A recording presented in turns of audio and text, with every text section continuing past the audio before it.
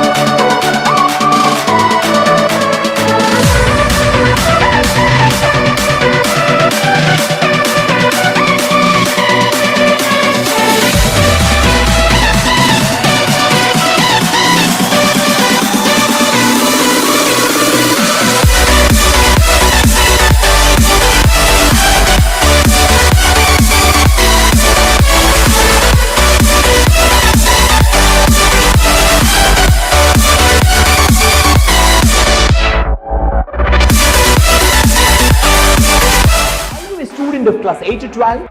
Are you confused about your career? Do you want to know how to develop 21st century skills? CBSE, India's premier education board in association with Guinness World Record-winning Lifeology Foundation, is organizing the world's largest guidance festival for teenagers. Mark your calendar from September 19 to 24. Listen to the brightest brains across the world, interact with expert mentors, and get connected with global wizards. You will end up with perfect clarity regarding career, skill development, and emotional well-being. Also, grab a valuable certificate marking your participation. Don't miss this opportunity. Register now.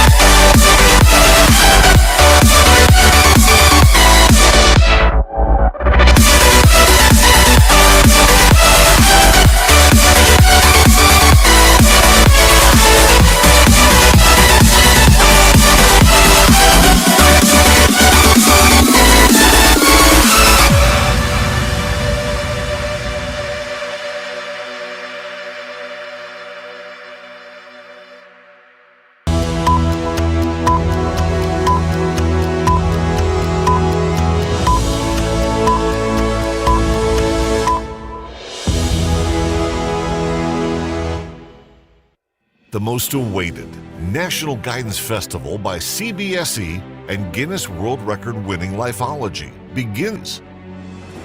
Thought leaders from the United Nations, NASA, UNICEF, Google, Intel, Times Network, and Schindler. Top brains like Chetan Bhagat and Kiran Bedi. Alumni of Ivy League universities like Harvard, Stanford, London School of Economics come together to mentor and guide Indian students. This mega festival is going to be the largest guidance event in the world, with 27,000 schools and an estimated participation from 1 million students and parents. NGF National Guidance Festival will transform the career and life trajectory of our young students by introducing them to scientific guidance, self-assessments, and career mentoring through which they obtain crystal clear clarity regarding their future. This 20-hour certification program of international standards will inform and inspire our next generation towards the most significant dimensions: career, and life. CBSE Lifeology National Guidance Festival from September 19th to the 24th. Be future ready. Yes, absolutely. Dear ladies and gentlemen, boys and girls, this is Deepa Rahuleshwar and welcome to day 3 of the CBSE National Guidance Festival supported by Lifeology Foundation. So as we just saw, are you ready to be future ready? Yes, I can hear it, but louder.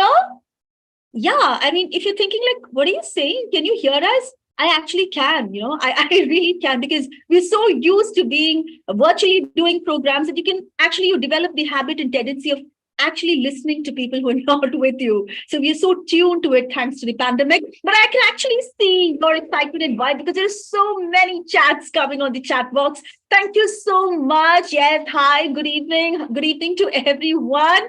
Yes, I can see it like scrolling like in super fast mode. So that really shows your excitement, guys. So today is the third day. Okay, so what did we start with? On day 1, we started with the most relevant topic. What was it? Yes, how to choose a suitable career. Now, that's the topic that we've all been discussing. What should I be? Should I be a doctor? Should I be an engineer? Should I just be a chef? What should I go for? And how do you choose the right career? That was the very first topic addressed by our very own Praveen Parmeshwar. And then, of course, the man we've all been waiting for, Chetan Bhagat, was here yesterday. And he discussed not 5 points, but 6 points on achieving success in the 21st century. And that was well embraced, followed by the one and only from the United Nations. We did have Sri Murli Tumarikudi. Yes, and he discussed global career. How do you prepare yourself for a global career? So we've actually come to a point where we've discussed careers. Of course, we still have a lot of discussion on career coming up, but we have something else today. But before we get there, a quick fun corner, okay? So I'm just going to share my screen and I'm going to show you, of course, my favorite thing, which is anagrams, okay? I love anagrams. So what I'm going to do now is I've got 3 words here, okay? Okay, so I want all of you to be ready. Stop saying hi to each other for a while, okay? Just for a while. And look at the questions, okay? The words, here they are. Quickly unshuffle them. Word number 1, KILSLS. What is this? KILSLS. Yes, I can see our guests already smiling. Radhika ma'am is already smiling. I think she's already got this. Yes. And Bani ma'am has also got it, I guess. I can see it from your smiles. Yes, Praveen has already got it. Yes, I know that. And what about you? Yes, the answer is skills. Skills. Just what we're going to talk about today and what everyone's talking about today. Okay, the second one. This is a little complicated when you look at it, but it's the most important thing for anyone to survive these days. What could it be? What could it be? Yes, you're right. Hey, guys, you're really quick. The answer is communication. Can you survive without communication? I can survive without oxygen, but not without communication, because that's how we are today, right? All right, let's move on to the last one and the most important one. Here it goes. What is this? Come on. Bani ma'am should really know this.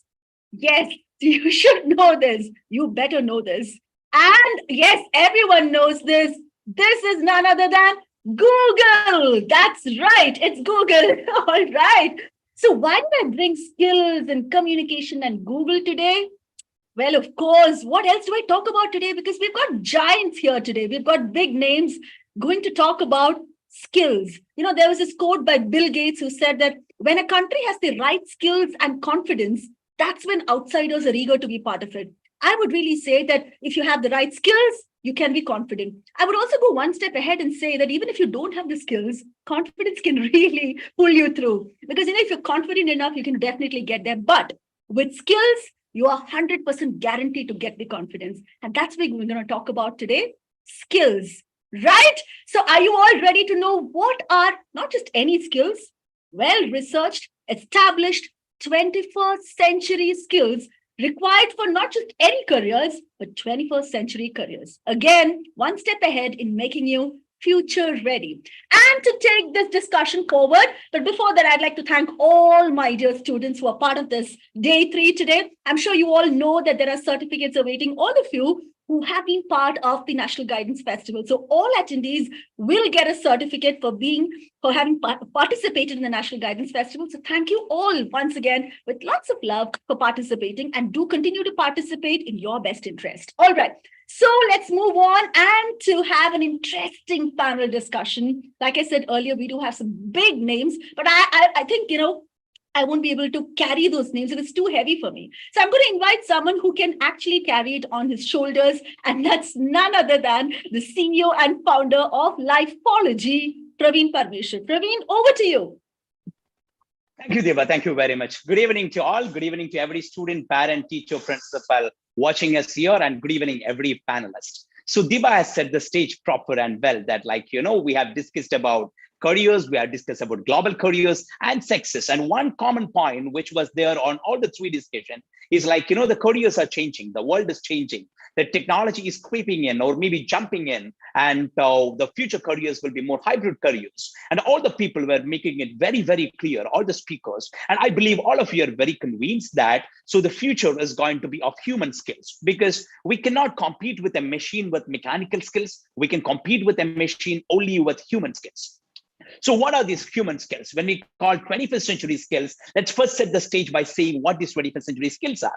These 21st century skills is a technical word which is mostly used to define human skills, right? It may be like Deepa was talking about communication, collaboration, curiosity, critical thinking, and the creativity, innovation. So whatever human skills are, we put all together, even though the definitions may be different from organization to organization, portal to portal, but putting it together for me, I think for you also, the 21st century skills are human skills. And today we will be discussing on how these skills are important, why the skills are important, and how exactly we can acquire these skills. We have a limited 1 hour time, and we're just getting into the discussion. We have three panelists today to discuss with us, three very eminent panelists coming from diverse background. And let me tell you, the word diverse background I use not for the fancy sake, but I mean it, because we have a person who worked with a very prominent company in the world, an iconic company in the world, in the corporate sector. We have a person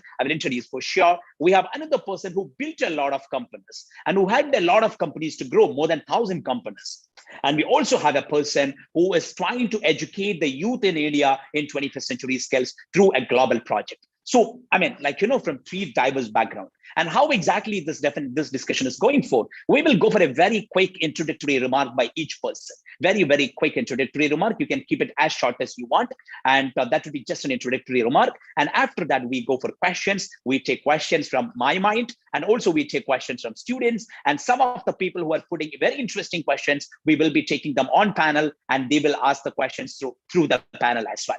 That's how the things will go on. And for all the people, for the panelists, as well as for the people who are listening to us, what I believe is at the end of the session, we need to be having clarity on why 21st century skills and how to develop those, and how exactly we can make it as a culture and a part of lifestyle. Let's start, and we will start from Bani. Let me give a very quick introduction about Bani ma'am.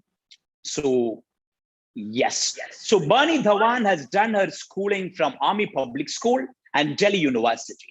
And after that, got her higher education from the very famous Duke University and Massachusetts Institute of Technology, mostly on leadership and strategic execution. And she was serving with Infosys as a head of corporate communication for 4 years. And for more than last around 10 years, she has been with Google and currently the head of education, India and South Asia, Google Cloud India Private Limited. So Bani comes from the background of corporate, working in the corporate for more than 15 years. And now we are going to listen to Bani, your introductory remarks. Over to you. Thank you, Praveen. Thanks, Deepa, for the very enthusiastic, start of the session. And to all of you, thank you so much. It's a pleasure to be meeting you virtually, and someday probably face to face as well. And all the best. So talking about 21st century, I think, I would say those will become foundational skills for anybody, whether it's on the personal side or on the professional side. And what I mean by foundational is, just like nobody asked us that, do you know how to operate a mobile phone and be connected, or how to start a video conference, or how to start a video conversation with somebody out on the other side? it would become foundational for us in the corporate world or any profession, whether we run our own companies or work for a company or support the growth of a company, to have some foundational skills. And to what Praveen mentioned, some of these, we call as a 3 C's. Some of it is, communication, collaboration, creativity, and some of it is acronyms around that. Like, what do I mean? That, that you should be thinking innovatively, that you should be a problem solver rather, and a solution, seeker, rather than actually just wanting to, absorb whatever is given to you or just learn what is delivered to textbooks. There could be another way of, let's get inquisitiveness in ourselves, so that when we are inquisitive, when we are hungry for more information, we are actually working above and beyond to actually seek something and be successful at that thing. So there are various definitions of, 21st century skill. But what I feel, strongly coming out of COVID, what will be really important for us is that we will work in a very, or we will not only work, but we'll also live in our personal life in a very connected environment. Internet has always become, foundational to all of our lives as well, whether we have an, uninterrupted experience or a patchy experience. What we've realized during COVID is that brought families together at a very personal level, and at a learning level or a professional level, that it brought structure. It brought sanity to all of us when we were, cut off from the world, and we were able to be productive.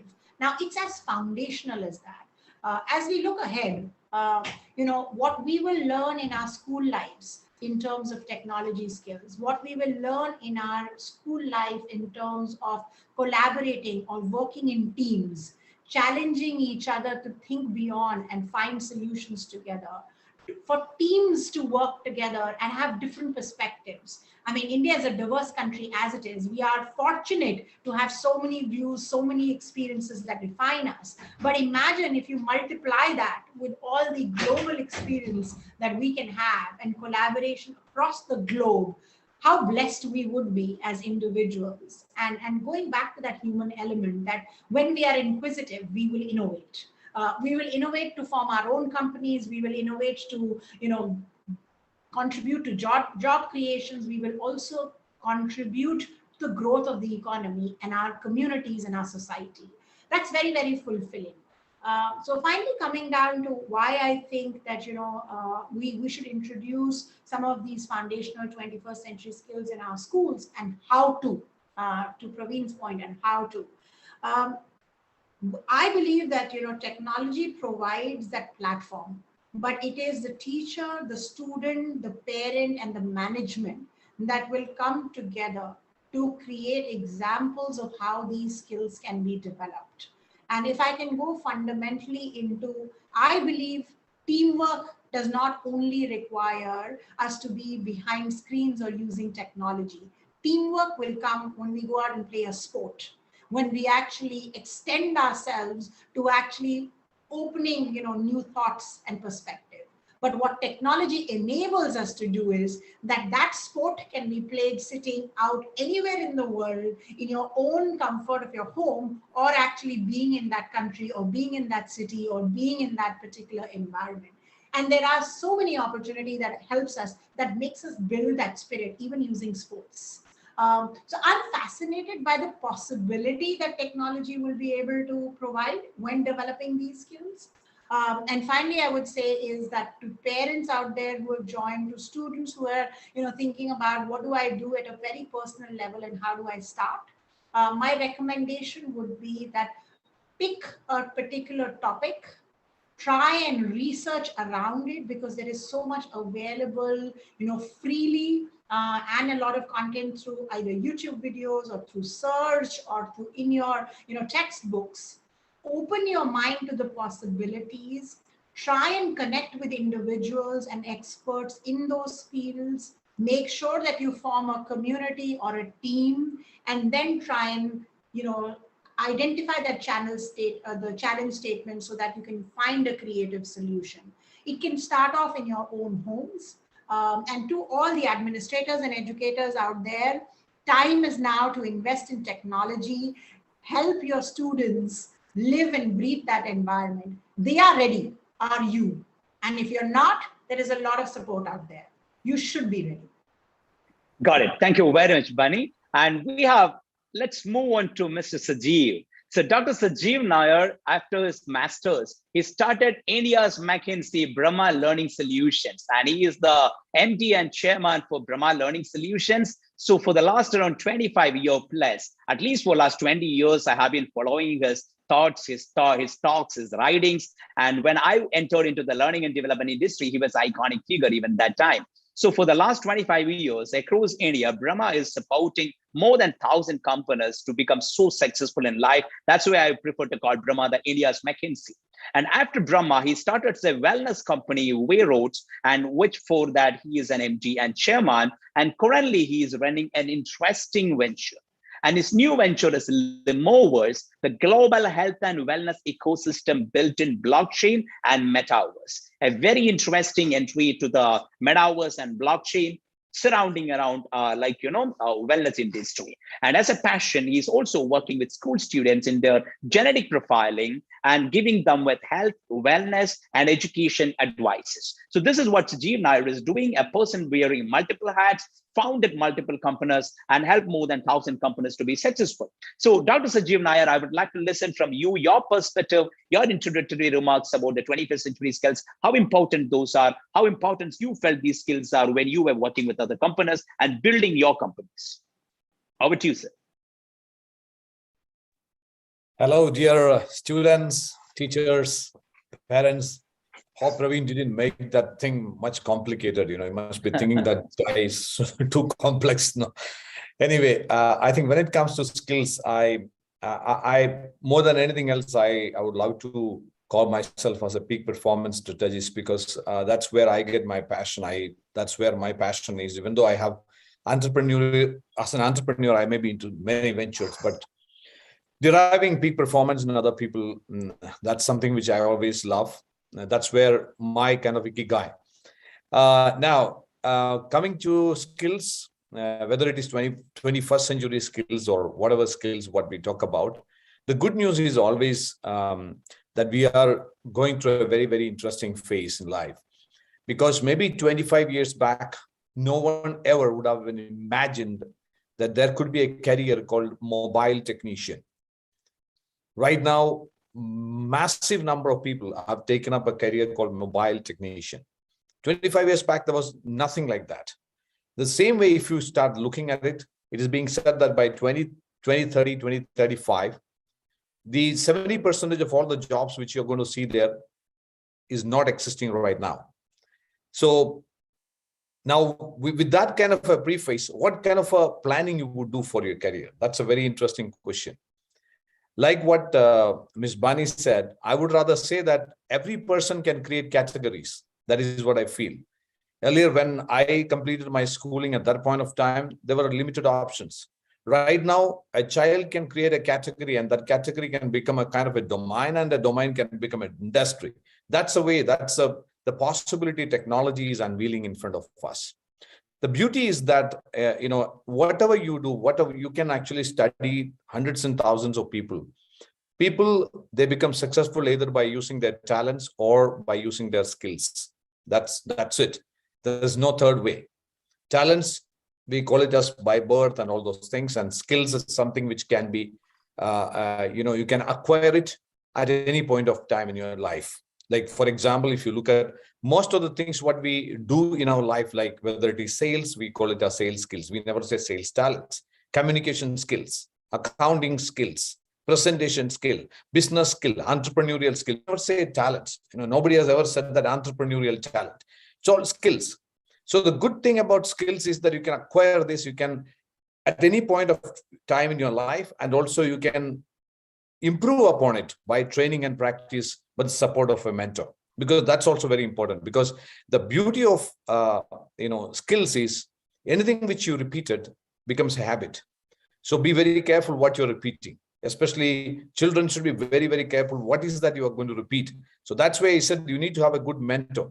So as the role of teacher also is going to change right now. The role of teacher has to change from just a teacher to a mentor, where or else the child will find some other mentors. Now, looking at that, the good news is that any child who is sitting here right now can excel in any field by doing it again and again and again, because any skill over a period of time become an expertise. Anybody who is an expert right now in any field, for them, they identify a skill and they practiced it again and again with the support of a mentor or a guru. And that is how they have become an expert. And expertise leads to excellence. And right now, at this point of time in life, if you really wanted to, because there is empty number of opportunities out there. And the world is looking for excellence, not for mediocrity. The world is looking for authority. You take a small piece of it and you become an authority in that piece, the world is going to accept you. It can be a very small thing, so you need to really deep dive into the kind of possibilities, and then you have to understand that what kind of a skill is required to grab that piece, and then practice that again and again and again with the support of a mentor. And that's the way the entire process starts.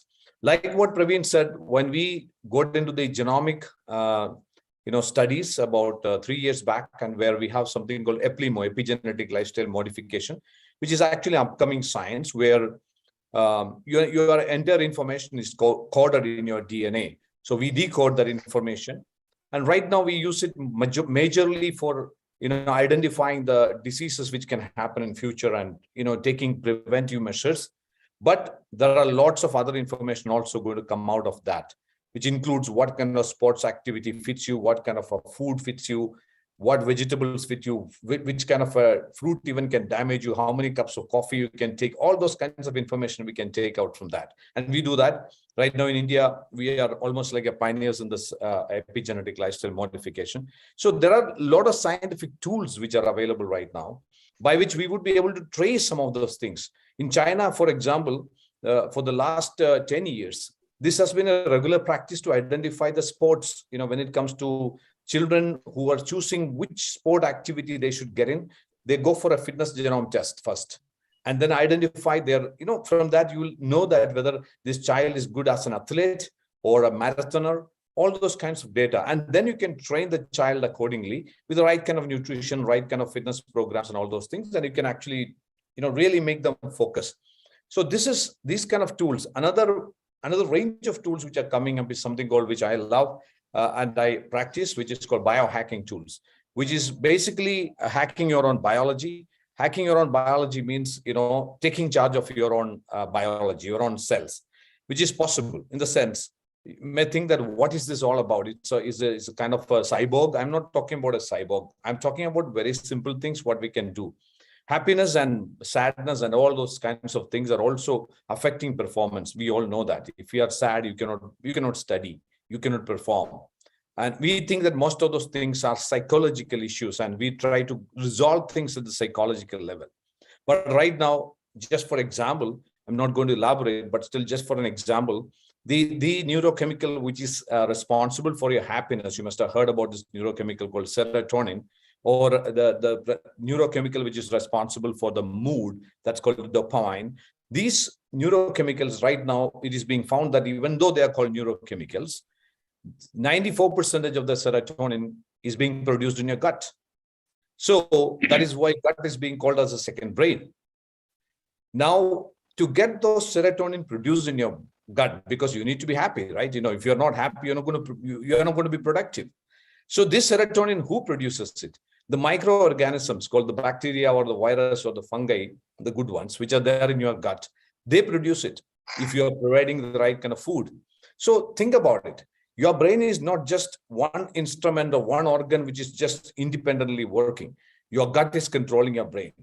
Now, if you really wanted to, because there is an important point here, because as we rightly said, in the 21st century skills, when we talk about one thing which is really scary is the speed.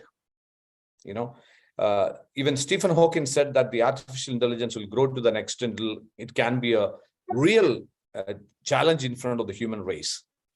And if you want to beat that speed of artificial intelligence, you have got this thing called brain, which has got more capacity than any artificial intelligence. You need to enhance it, optimize it. You have to perform at the peak levels.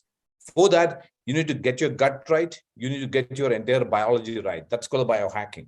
So even the kind of food you eat, just for example, if parents who are so serious about taking their children to the next level, pure ghee that is taken from, or if you have some farmers out there, they give you something called A2. A2 means that's the casein, A2 ghee, which is ghee from grass-fed cows, which are actually grazing on the land. So grass-fed cows. This, if the child can take every single morning, empty stomach, you can see in just 6 months, his cognitive levels enhancing amazingly. So people think that ghee, oh my God, this is fat.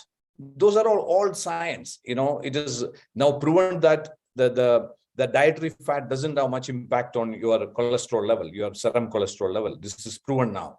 So what I'm talking about is that right now, when you're talking about 21st century skill, I would rather say it is not enough to just look at a skill or look at an area on which you wanted to develop your expertise. You need to look at your body. You need to look at your mind. You need to look at your brain. You need to optimize, and you need to really, make it really go faster than the artificial intelligence and all those kinds of cyborgs and the kind of technology which moves. Otherwise, business at the speed of thought, and business, or not just business, life at the speed of thought is which is right now we are experiencing. We need to really overtake that speed, for which you need to have higher cognitive capabilities, which has to be built in. So that is my take on this, because the good thing is in the 21st century, the opportunities are unlimited, and each person can create their own industry. That is the level of opportunity we have.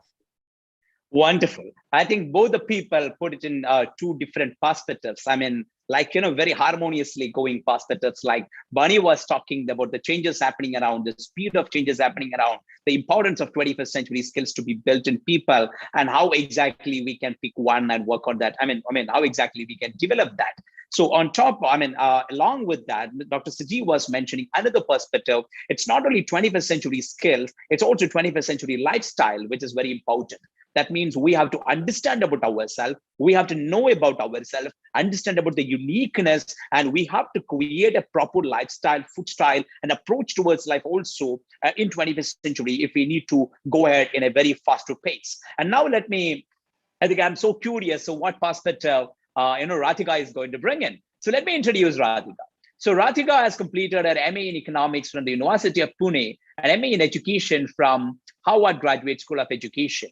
She has been a consultant to Ministry of Education and National Skill Development Corporation, Government of India. And now she's a lead Skills for Life at UVA at UNICEF. And Radhika, I would like to listen to you about your perspective about 21st century skills. Over to you. Hi, thanks, Praveen. Good evening, everyone. Good evening, students. Good evening, teachers, principals, various stakeholders who are invested in our students, and my fellow panelists. Firstly, it's great that there's a National Career Guidance Festival being organized. When I was in school, I think that want for career guidance was as massive. The opportunities for access to information was a little more limited. I'm not that old, but yeah, I mean, it's great that there are organizations and people coming together to invest in young people, to make them aware about the variety of opportunities available. Before I go into 21st century skills, just want to leave you all with one statistic. There are over 500 careers currently available in the market. On average, a student knows 8 of them. This is a reflection of how we are not able to bring that, tackle that information asymmetry for students. And a key piece is working with school students. So yeah, just coming back to huge shout out for the National Career Guidance Festival itself. And I hope we're able to take it to all students across India. Coming to 21st century skills itself. So as Praveen said, I lead the Skills for Life and Livelihoods at UNICEF. Within UNICEF, we are a division called YUVA. We are working for young people, with young people, keeping your voices at the center of our solutions. And that brings me to 21st century skills. We live in a dynamic world. We live in, as Sajeev sir said, we live in a time when speed is so tremendous, things are changing so fast. We need to prepare for jobs that don't exist yet. 70% is the statistic that Sajeev sir spoke about. Becomes all the more important that these 21st century skills are kept in that context, because technical knowledge, technical skills, academic knowledge, you will always be able to get that. You will always be able to gain that, because there are structured services. You have your schools, you have your colleges, you have your ITIs, you have a whole system serving for that. But what about 21st century skills? It's not new. We all know communication. We all know collaboration. We all know problem solving. We have all heard about it. We have all applied it, even if unknowingly, while school students, while college students in our careers. The importance of calling out 21st century skills and including it in our education system, which we're doing in India. You know, the education policy is focusing on it. The schools are focusing on it, and your principals and teachers are also driving it. The importance of calling it out is, if you don't know what needs to be built, how are you going to build it? And that's the context of 21st century skills.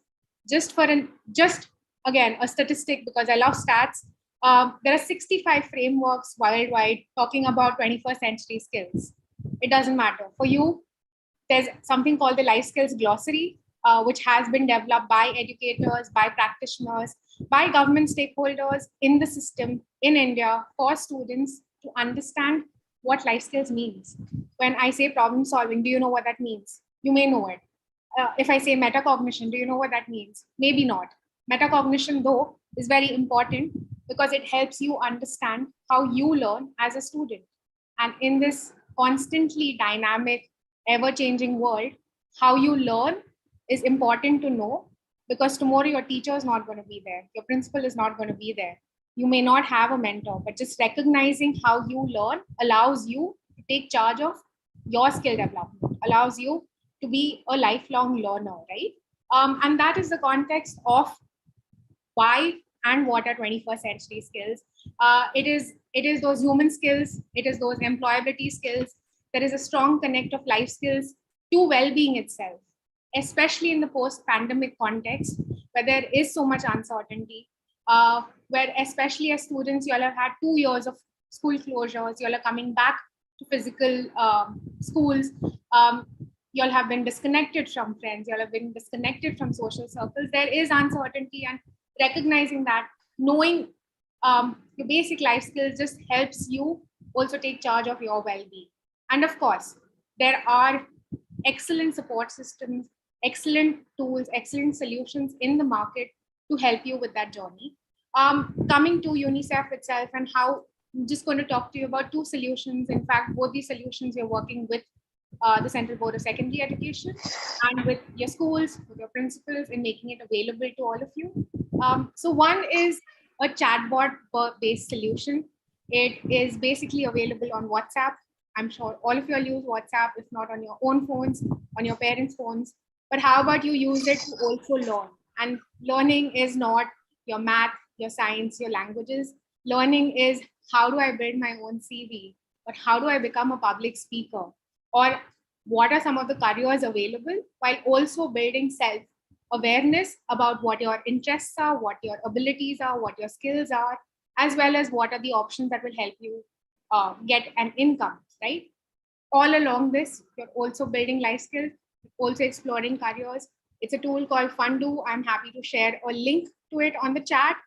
A lot of you, I think, are already working with us on it. We had done a massive campaign with CBSE schools, and we saw a lot of interest from CBSE students. For those of you who are not with us yet, happy to share, this is a free tool. It's our take on WhatsApp University.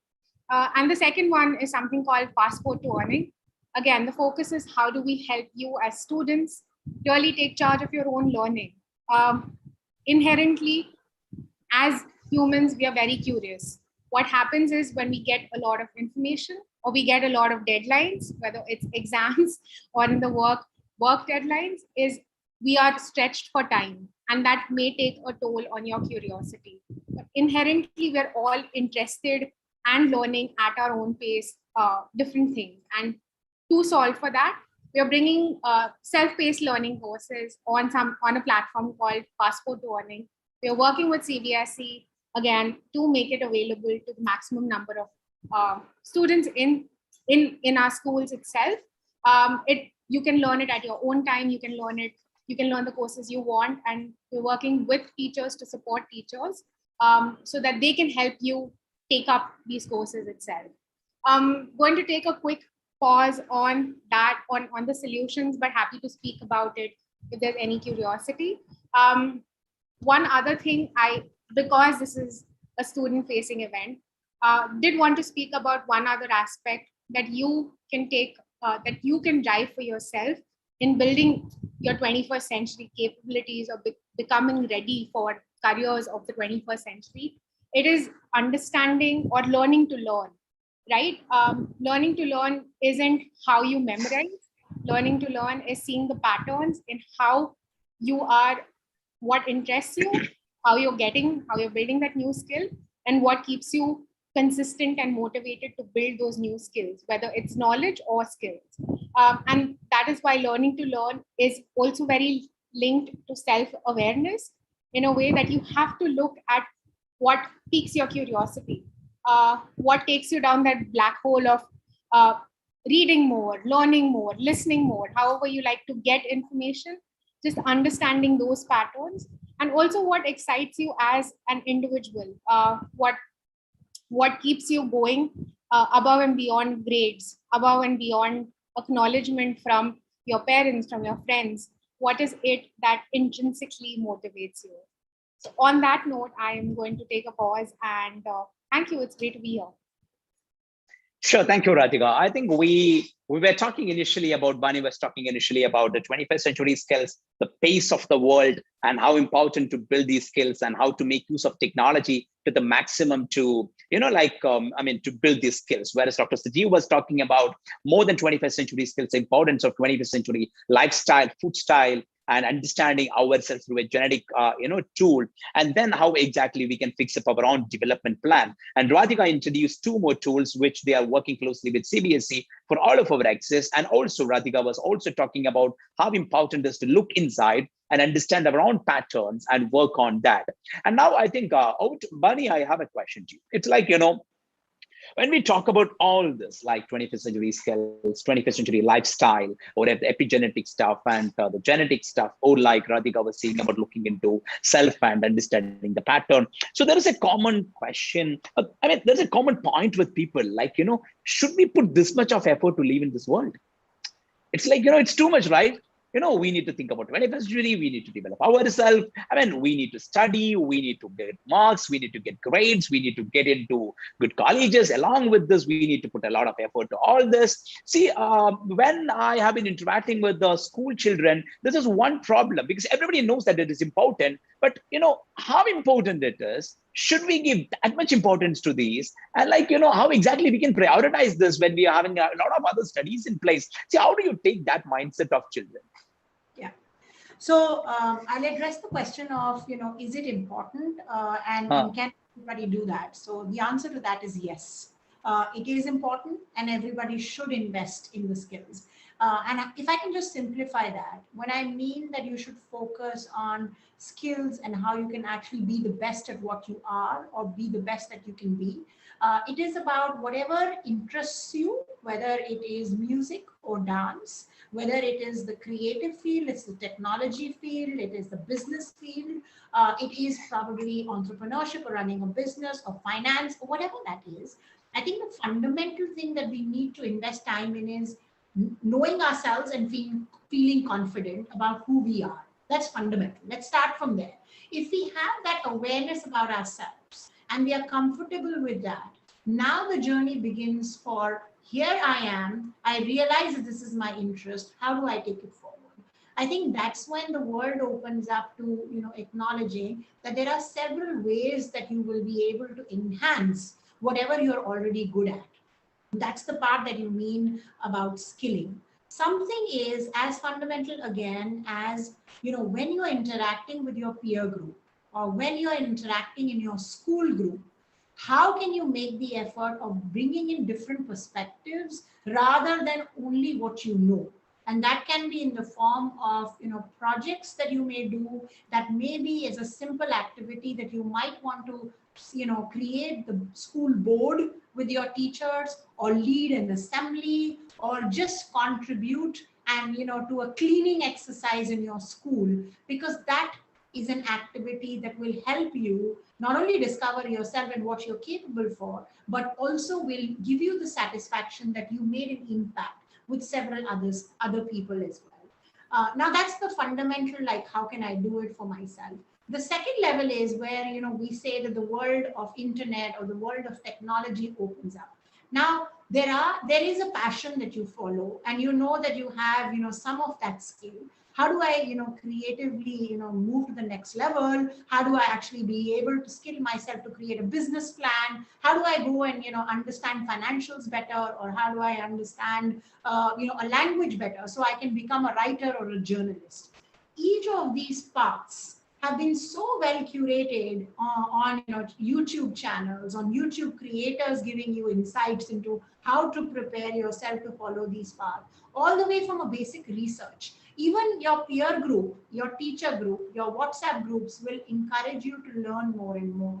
So the world has opened up to just saying, I need to only learn what I can, or tap my ecosystem, which is immediate, my parents, my family, my education ecosystem, to actually being able to cross boundaries of your city, cross boundaries of your state, cross boundaries of, outside of the country.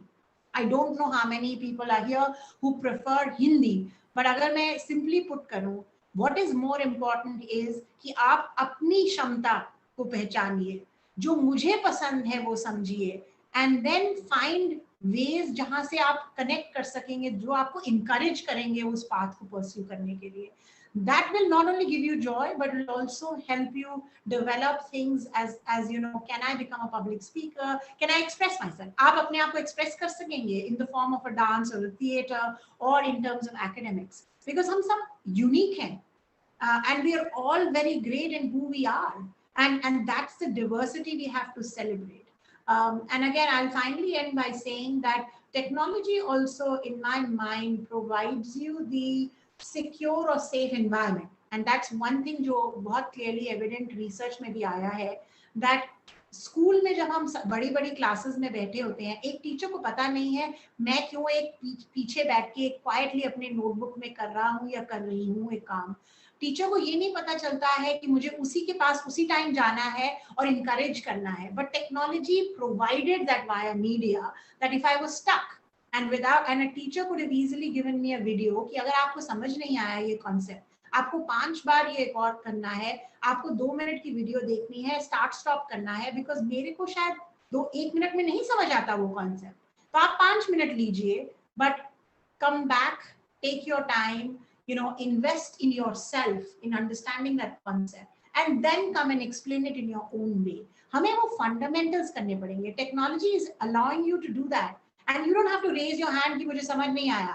आप quietly बोल सकते हो कि मुझे ये video देखना है, मुझे 1 मिनट में नहीं आया, 5 मिनट में वीडियो देखूंगा, 5 बार रिपीट लूप में करूंगा, and then I'll come back and explain it. And so I think that's the unique aspect that technology allows, and it opens up the boundaries. मुझे अपने अगर टीचर से encouragement नहीं मिल रही है या फैमिली से encouragement नहीं मिल रही है, can I find a mentor who is online and can actually coach me to follow that passion along with everything I do? So वो वाले opportunities इतनी आसानी से पहले available नहीं थे, अब हैं, अब at the click of a button in our phone है, तो we should use that. I think parents should encourage that, teachers should encourage that, and we should bring it into schools. If we do not bring some of these choices into schools, हमारे school system में पता नहीं होगा, हम यही बोलेंगे शहर के बच्चे ये करते हैं, हमारे लिए तो ये अपॉर्चुनिटी है नहीं. But why is that? I mean, the opportunity, it is democratized. Internet has democratized access. It has democratized the way that we'll be able to learn whichever part of the world we are. तो अगर हम ये technology अपने classroom में नहीं लाएंगे या opportunities classroom में नहीं ले आएंगे, how will I progress? How will I have the same opportunity to speak up? And if our vision is that each of us as students can follow our passion, be skilled enough to get a good job or open our own companies or be part of an ecosystem that can support families. We owe it to our children कि उनको expose कीजिए, उनको वो knowledge base से expose कीजिए, उनको अपना path follow करने दीजिए, वो personal path ढूंढने दीजिए. And for edtech companies and all, they're already pursuing them because they know through analytics कि ये बच्चे को ये particular skill sets का interest है, but उसके pace में नहीं पढ़ाया जा सकता है या फिर उनके सारा information नहीं मिल रहा है. How can I service that? So I think those are the innovations that I'm really looking forward to. Got it, Bunny. Thank you very much. And let's move to Dr. Sajeev. Dr. Sajeev, my question is like, as Bunny was also saying, it's super important and the people have to build on all this by taking the advantage of technology, YouTube and all. So I have a question to you. I know many people, I think this question is there on the chat box by a person for a couple of times as well. It's like, the people start working on this. And then after some days, they lose the interest and move ahead like, as a normal one. It's like sometimes I feel that I want to develop my 21st century skills and I start finding important that I want to improve my communication and public speaking. And I watch videos, I read about it and I start doing it. Maybe after 3-4 days, I lose interest and I go back to the normalcy. So this is happening with many people. So my question to you is how exactly this can make us a habit? How exactly we can make us a part of life? So what do you think about developing something? The development becomes a habit or a part of life, a culture in life. How exactly we can make it? What advice or what comment you want to make on that to children? I think the first question you asked to Ms. Bani, so where you were talking about decision making too complex in this world, with a lot of things happening around. But the beauty is that all this technology and all the possibilities, even the kind of tools which are available right now, they are all making, or at least they are trying to make life simple.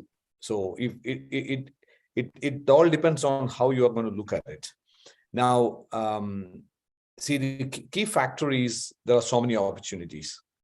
There are so many, just like what I said in the first session, that each person can create their own kind of an industry, their own kind of domain. So we really don't know. That's the world. That's the way the world is progressing because the new job patterns are going to come up and all. Thinking about this, how you get into something like a habituated format where you started, and that I need to develop this skill, and I started practicing it. After some time, I quit very, very soon. How and especially at this point of time, most of the children are facing this problem because parallelly, along with the opportunities on site, the same opportunities are creating distractions because you are distracted. Even I'm sure that at the time when the session is going on, everybody's mobile must be getting so many messages, WhatsApp message, this message, that message, Instagram message, so many messages at the same time. So one point we are saying that, people don't have focus, the children don't have focus. And, but at the same time, we are training our brain not to have focus. If you seriously look at it, we are actually training our brain not to have focus. You are eating food at the same time the TV is on. So you are taking the lunch and you are actually looking at the TV and watching the show. Could be a crime thriller which is going on out there, and you are actually having your food. At the same time, you are attending a call. That's very interesting. And you think that your brain, how are you training your brain now? आप focus के लिए train कर रहे हैं या distraction के लिए train कर रहे हैं? We are actually distracting. We are actually training our brain for distractions, and the brain is actually confused. And it is not attention deficiency problems right now. It is attention sufficiency. Because if somebody is saying that the child is not attending, child is not able to attend, the question is that the issue? Or is it that the teacher is not able to speed up? Because earlier it is said that, before internet or rather the TV and all those kinds of things came so much into these lives of people, the processing capacity was around 120 words per minute, human brain. So when I'm talking, your brain is processing 120 words per minute. In my childhood, I used to have this Amar Chitra. That is what I used to see. So wo to still hai. that's still. So उसमें processing का तो उतना तो problem तो नहीं है. आज के दिन में तो क्या हो रहा है कि the moment the child is born, you are actually putting the child in front of a TV screen where the screen is changing almost every 2 to 3 seconds. So automatically the brain processing capacity also increases. उसके बाद अगर उनको एक classroom में बिठा के, when the teacher is actually teaching something, it is almost like a slow motion picture moving on. And you, your problem is not here, you are not able to catch up. So the issue is right now, we need to bring in holistic approach into teaching, holistic approach in developing the next generation, which includes meditation. Meditation should be made compulsory in schools, I would rather say, because there are so many opportunities, there are so many things happening. Technology can help you out, but at the same time, if the child cannot focus, then it's a problem. Now, at the same time, we all know that some children, they click. How do they click? Some way, just like Ms. Bani said, when you are putting a child into so many different things, and all the children who are actually attending this session, that was a very good learning. That's an excellent learning. Even I appreciate that point is very important. Do everything and see where you're getting that kind of a aha moment in your life. You do everything, do so many different things, whatever is possible, leadership, games, maybe cleaning the room.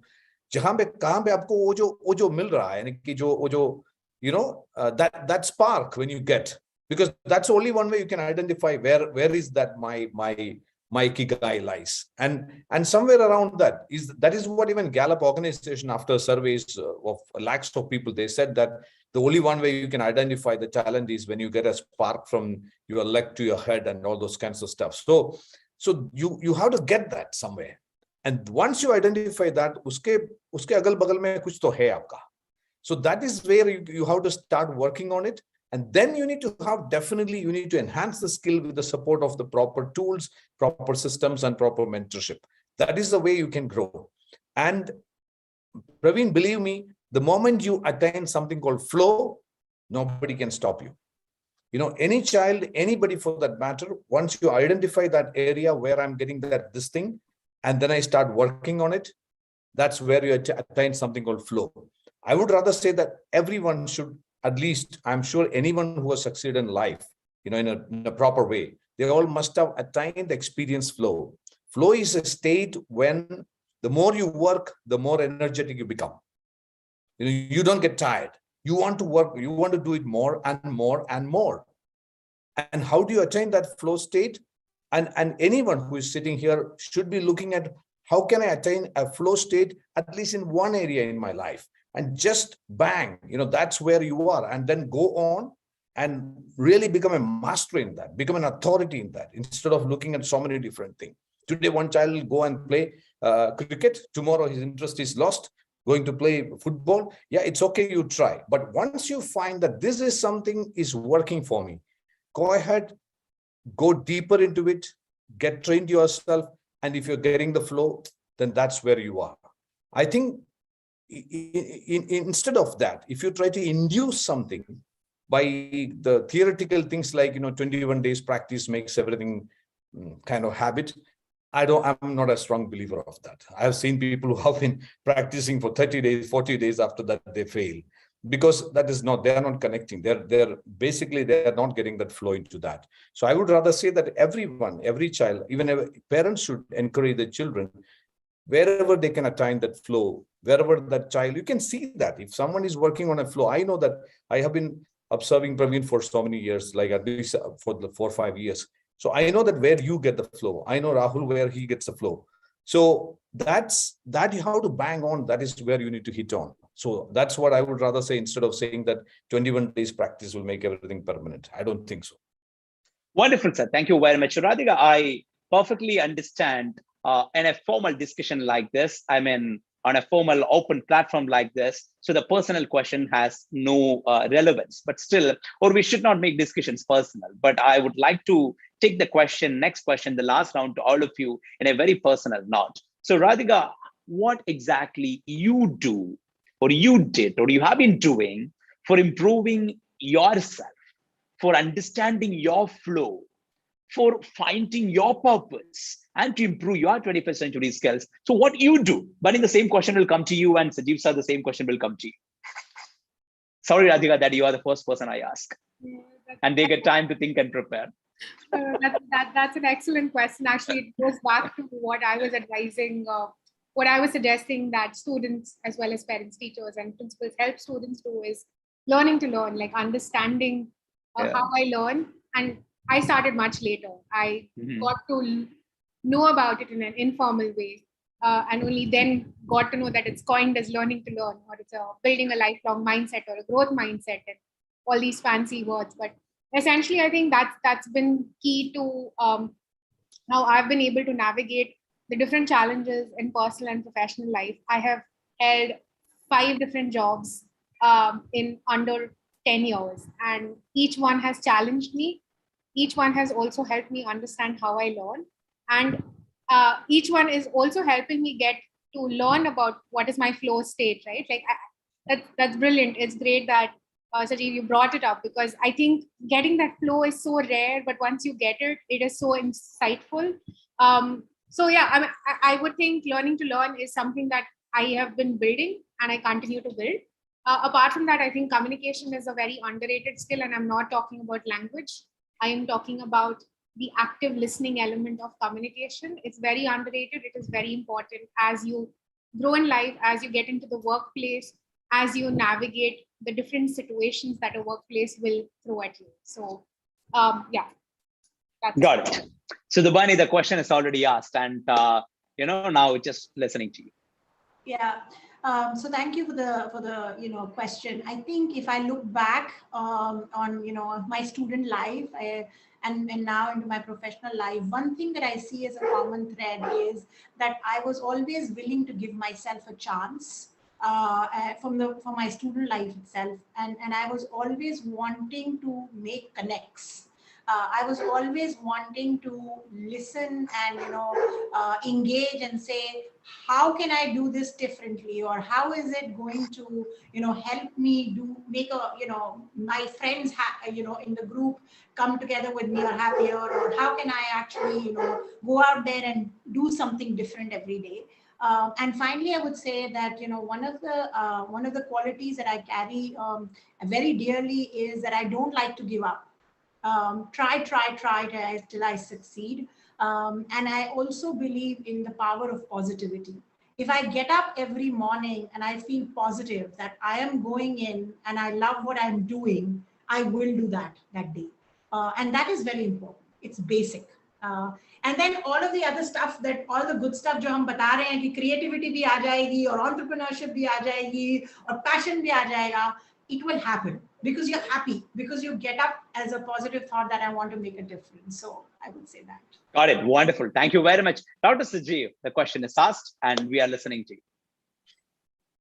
Absolutely. I think for me, and hold on, sir. I think so as I told in the initial remark, so I have been observing you for the last around 20 years and looking up to you. It's like, how do you keep that flow continuously for 20 plus years on doing whatever things you are doing? And that's also, I'm just adding on top of all. Over to you.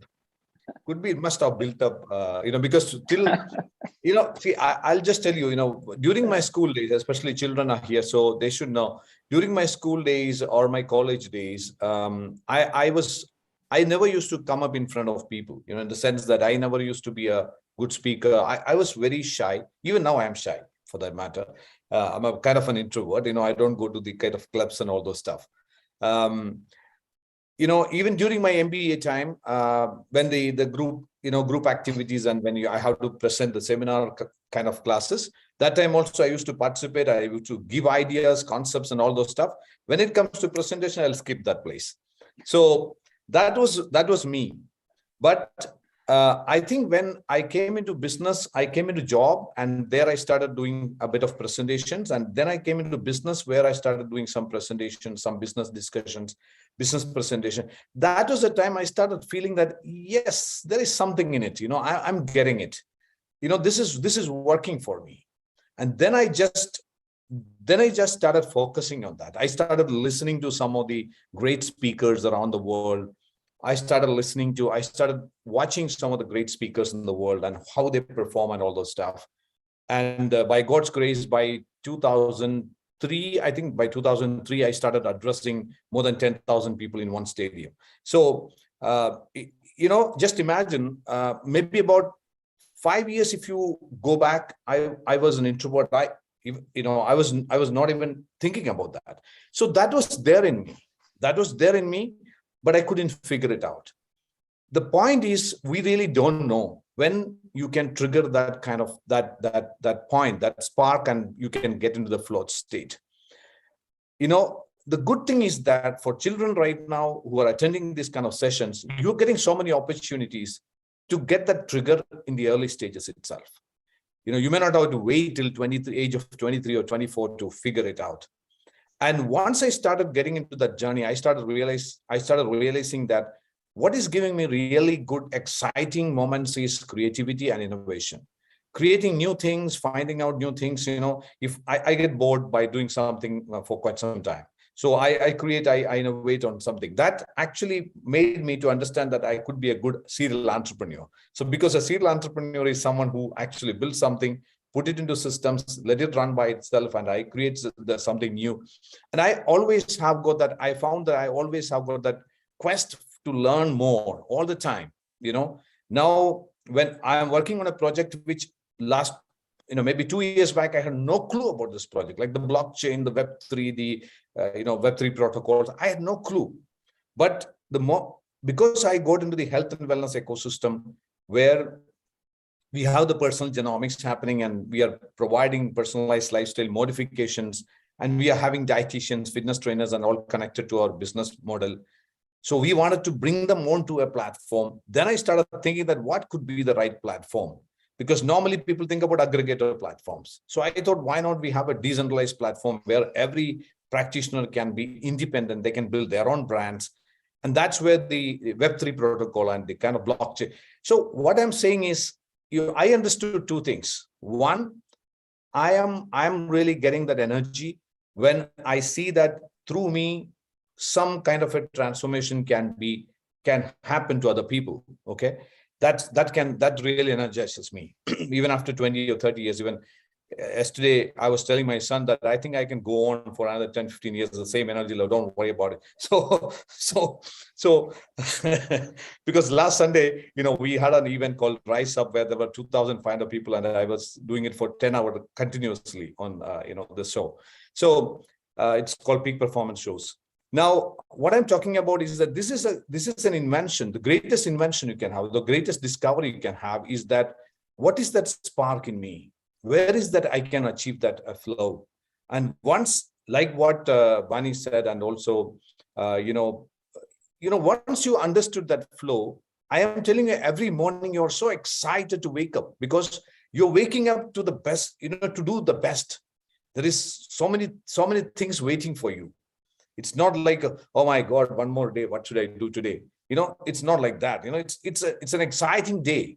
So you will be thanking that, one more day you have got. Some people come to me and say that I'm not very excited, sir. I feel a bit disappointed all the time. I said, man, you woke up today, right? Yeah, you have a reason to be excited, because there are so many people in the world that didn't wake up today.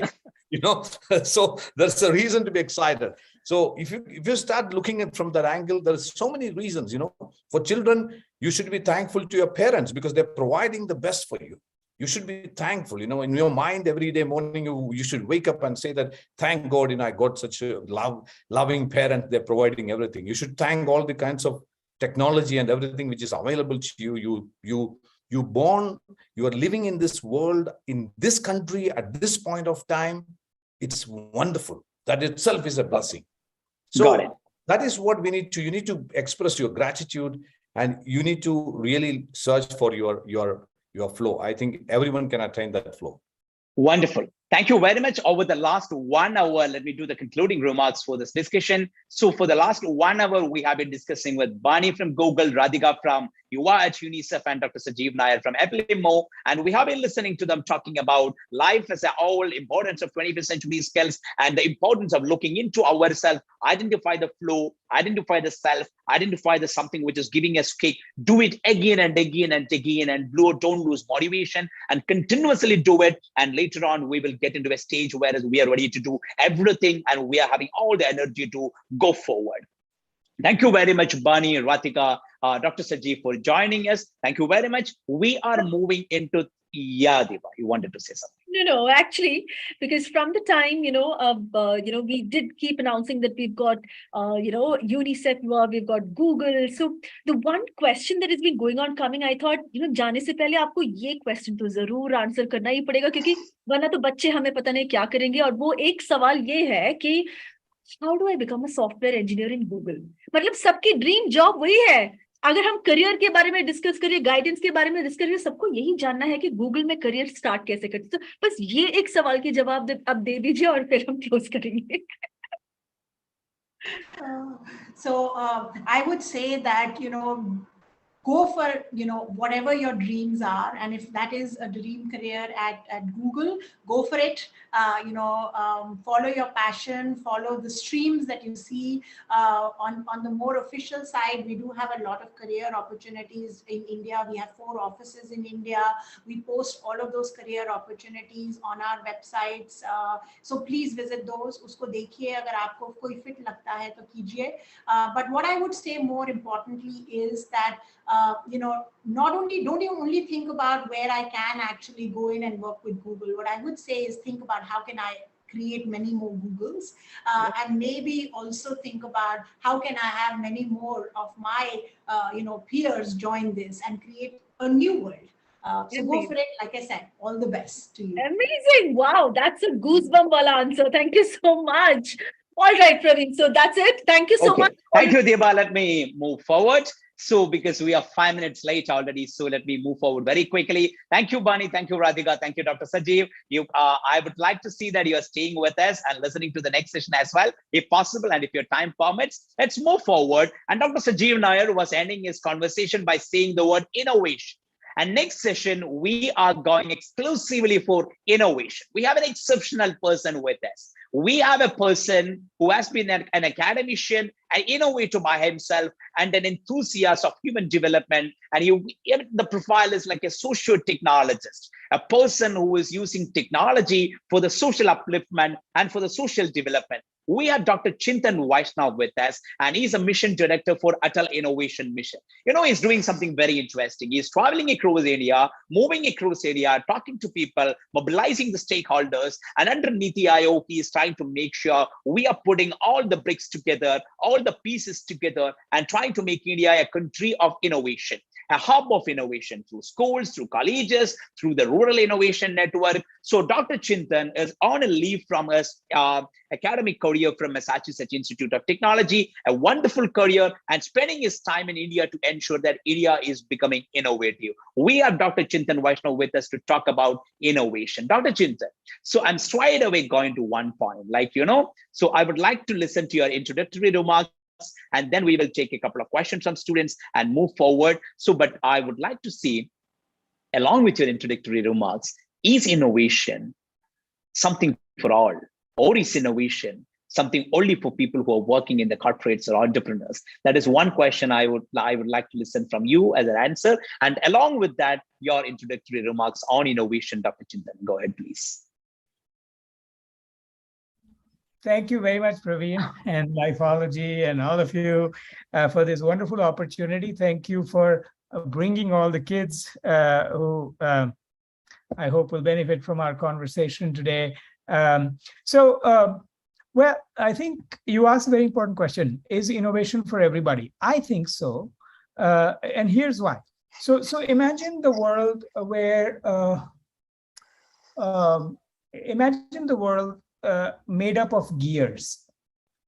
So imagine that technology is one gear, consumer preferences is another gear, corporations and corporate strategy is one more gear. Finance is one more gear. Markets and market choices, regulatory processes. Each of these is a gear. When one gear moves, other gears move, right? So that's the picture. That's the picture of the world. Now, what is innovation in this picture? Is it only in the corporate strategy gear? No, innovation is the oil that's in between all of these gears, right? When there's no innovation, you have a lot of sand in these gears, so they move really slow. When you have a lot of it, when you have innovation, they move more smoothly. So innovation is at all levels, right? At everywhere. So it is something that you can't exclude anybody or anything from. So from innovation, nobody is excludable, if you would. So I think we have to think about it from that perspective, when we do that, then you will see that. I mean, if you're a student, let's say, and you've decided that you want to improve your scores, or you want to go to a certain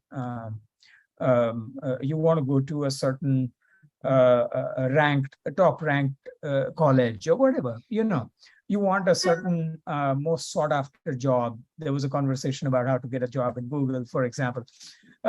In that journey, see, here's what will happen. Think about it this way.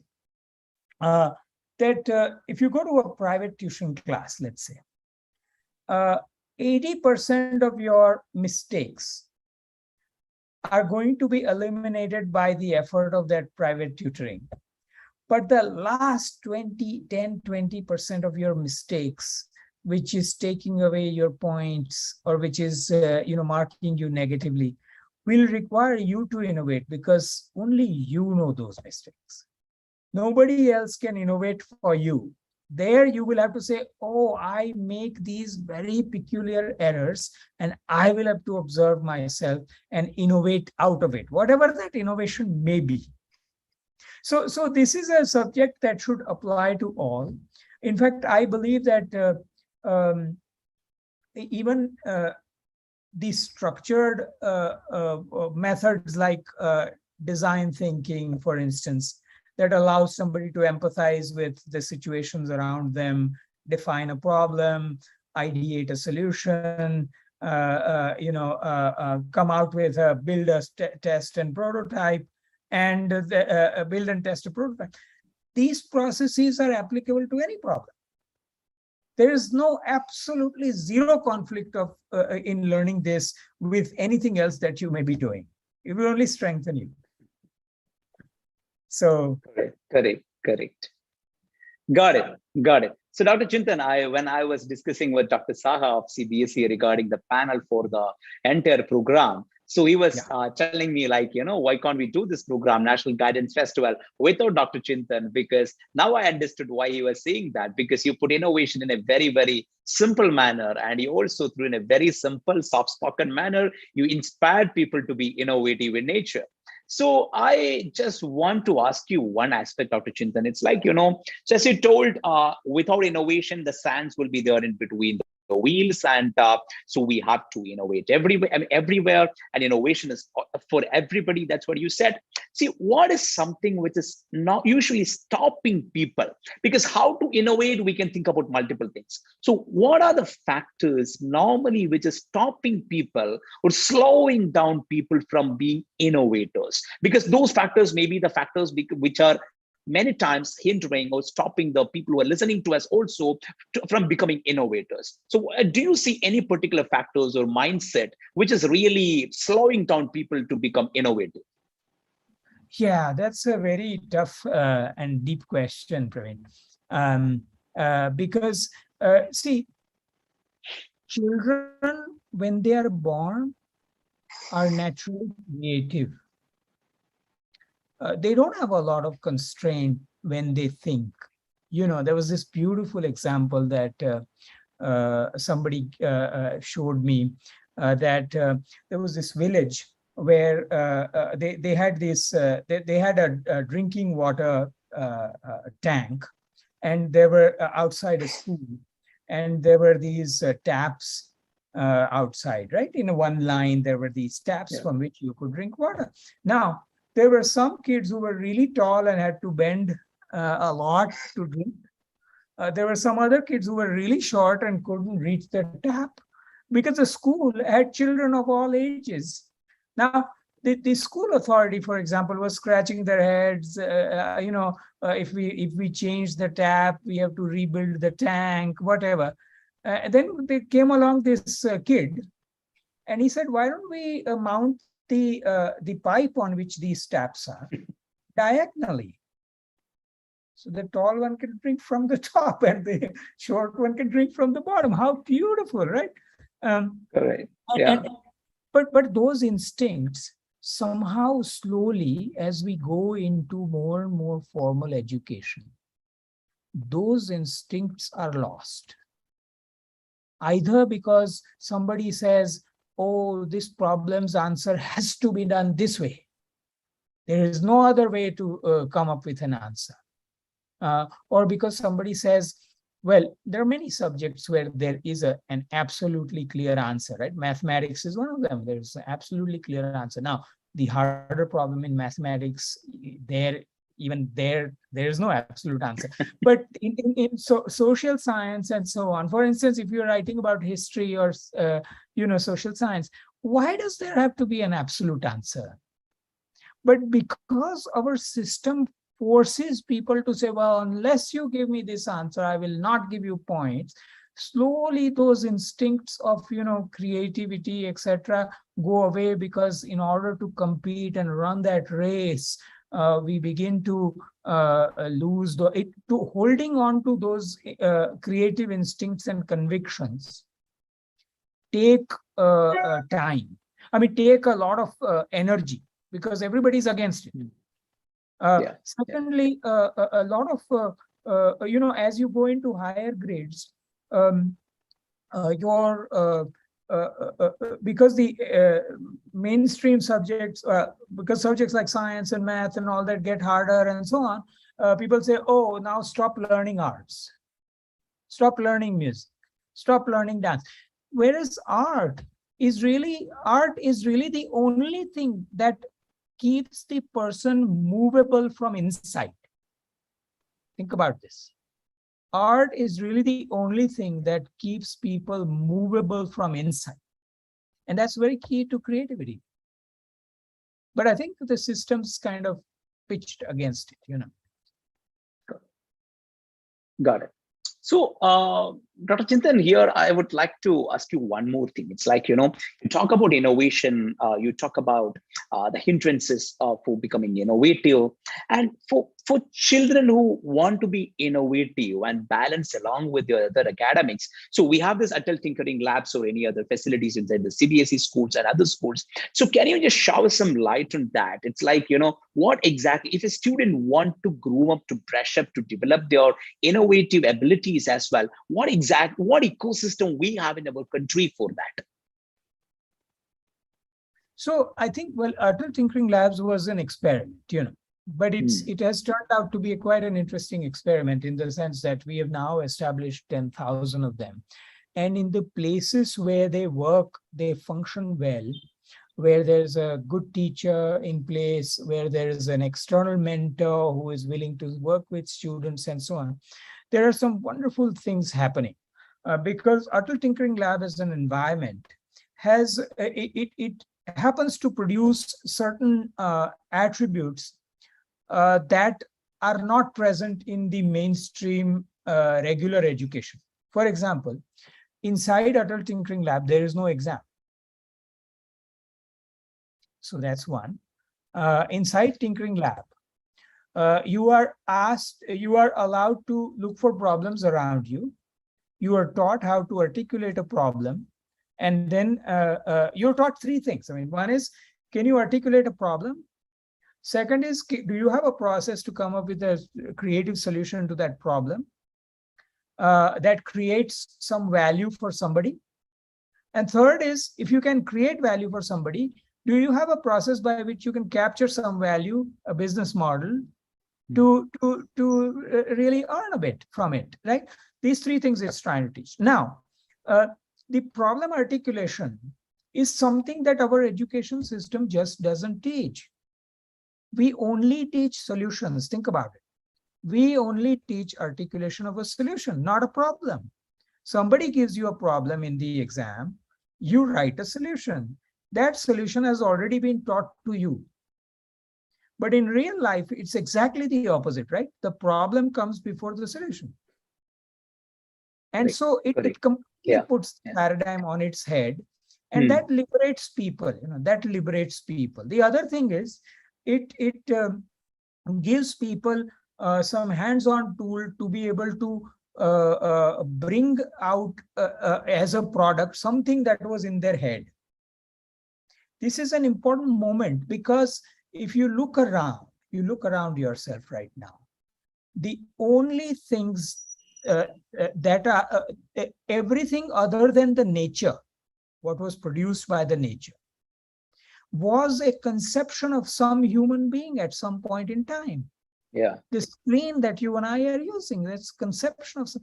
So that idea of having something in the head and being able to make a product out of it is a major transition, because at that point, the person is no longer a mere consumer of something that somebody gives to them, is capable of making and modifying and all that. So this ethos, if we can embrace of, teaching people articulate a problem, come up with a creative solution, create a value capturing mechanism, give them the confidence that they can make what is in their head. These things, if we can do, then I think we'll keep people creative, Got it. Yeah. Got it. So, Dr. Chintan, one more thought I want to share with you. It's like, we talk about innovation, we talk about the hindrances, we talked about if a person want to be innovative, what is the ecosystem we have, everything we talk about. See, many times, so when we talk to students in schools, many times the word innovation or innovator is linked to some of the brainy guys only. It's like, the front benchers, the person who is scoring a lot of marks, the person who is scoring a lot of marks in physics and mathematics. So, how do you take that point? Is innovation only for the brainy guys who is scoring a lot of marks? When I call brainy guys, the people who are scoring a lot of marks in exams, because that's a sad fact I have seen is like, the people who are scoring not that much of marks in these kind of subjects and not even associating or attaching the word innovation in anywhere in their thoughts. So how do you want to take that point, and how do you want to address those people who are not even thinking about innovation? Yeah. No, so here's the thing. So innovation as a term has nothing to do with how many marks somebody scores. Nothing, absolutely orthogonal to the idea of marks. Okay, I'll give you one extreme example. I used to do a lot of work with farmers all over the country in designing, understanding their problems and designing solutions for them and so on. And at every stage, we worked with farmers. So when the prototypes got made, for example, we showed it to farmers, got their feedback. We did it in a very scientific manner. And when I will go to villages in Uttarakhand, Jharkhand, etc., invariably there will be a group of 10, 15, 20 people who will show up. Many of them were women. As soon as I say we are going to start doing this exercise, a group will sit in one corner and everybody will sit in the other corner. And then I will ask, why are you sitting in two different groups? And this group sitting in one corner will say, sir, main kahan padha hu, sir, main kahan padhi hu, main to padhi likhi nahi hu, whatever. Then we go through the creative exercise, and invariably, great solutions come from both groups, irrespective of what grades they got or when they got dropped out of school or whatever. So this is this is just a mindset. We just have to do away with it, that innovation has nothing to do with. Now, if you want to do like high-end oncology drugs, you want to innovate and you need to know a lot of biology for it and all that, fine. You will need to have somebody who is capable of doing that. But innovating to solve our problems, I don't think that has anything to do with your grades. Absolutely. Thank you. Thank you very much for that wonderful answer, sir. I think we have taken two people. It's like, we were having a lot of chats going on both the platforms like YouTube and the other platform. And we have selected two people out of them, like, to ask you questions directly. So I'm just going to take them onto the panel so that they will be asking questions to you directly. They will introduce themselves and ask the questions directly to you. So Deepa. Okay. Yes. So thank you so much, sir, first of all, because that was very encouraging. And I'm sure many students relate to whatever you said, especially in terms of innovation. So we've got two students. Let me just invite them. We've got a lot of questions coming in, but due to time constraints, just two of them. So the first student who will be coming forward is Digambari. Digambari, please go ahead, introduce yourself and ask us the question.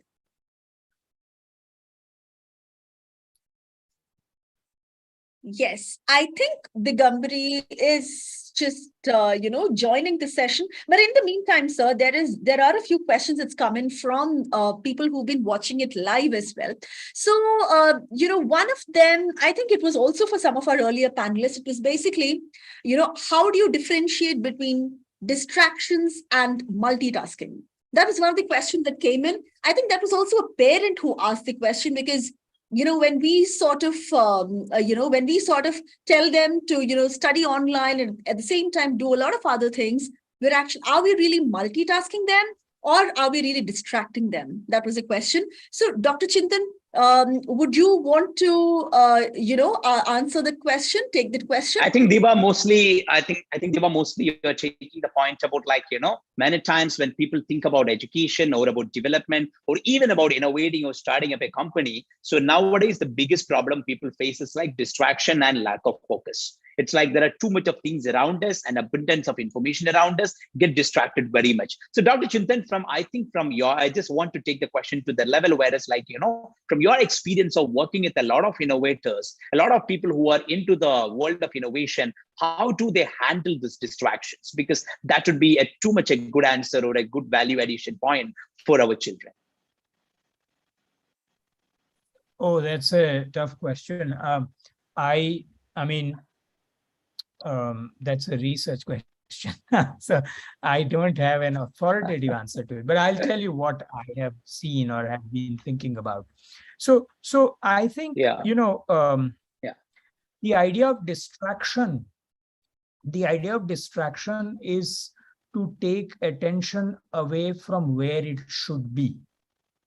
That is what is distraction, right? You got distracted to think about something as opposed to what you should be thinking about or doing or what. That's distraction. Multitasking is different, right? Multitasking is advancing several tasks simultaneously. That's multitasking. Advancing several tasks simultaneously. Now, if you look at our computer, which has a lot of different windows open, and you are at one point you're browsing, and at one place you're writing, and one place the YouTube is playing something or whatever, that machine is multitasking. But inside of it, like if you look at the microprocessor, if you understand the idea of microprocessors and operating systems and all that, for example, I'm trained in, so I can talk about, inside of it, a processor of the computer is never multitasking. It is only advancing every task a little bit at a time. So to you and me, it looks like it is multitasking, but inside its brain, it is only taking a task at a time. Now, for children, here's an insight that I learned much later in my life. But if you learn to meditate, what your brain does is it lets you multitask much better, because it really processes one task at a time, and it doesn't confuse that task with the next task or the task before. If you do that, then I think you will be a much better multitasker. Now, when I am working on something, let's say, again, I extend the computer's metaphor, right? If I'm working on something, let's say writing a very important note, but at the same time, I'm also listening to music and I'm also browsing some news and all that on the side, and I get distracted from writing that note, that distraction is not computer's problem, nor is it a multitasking problem. It's just you are getting distracted. That's all. So I think distraction is a choice. Multitasking is a capability one can develop, and meditation to me is the best tool for it. Great. All right. I think that we've got that answer. Thank you so much, sir. And now I guess we will move on to our student panelists. And I'd like to invite Manaswini. Manaswini? Yes, ma'am. Yeah, Manas, hi, Manas. can you turn on the video? Good evening, sir. I'm Manaswini S. Kumar from Sherwood High, Bangalore, studying in grade 10. My question to you, sir, can you provide some insights of the growth and changes happening in the management sector? According to you, how can a student be molded into a better manager? And how can they impart, managerial skill set and motivate themselves to lead the team better?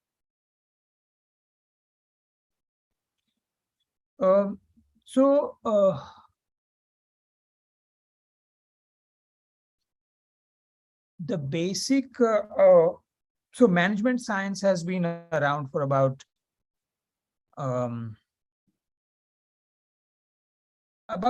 80, 90 years in a serious way, you know.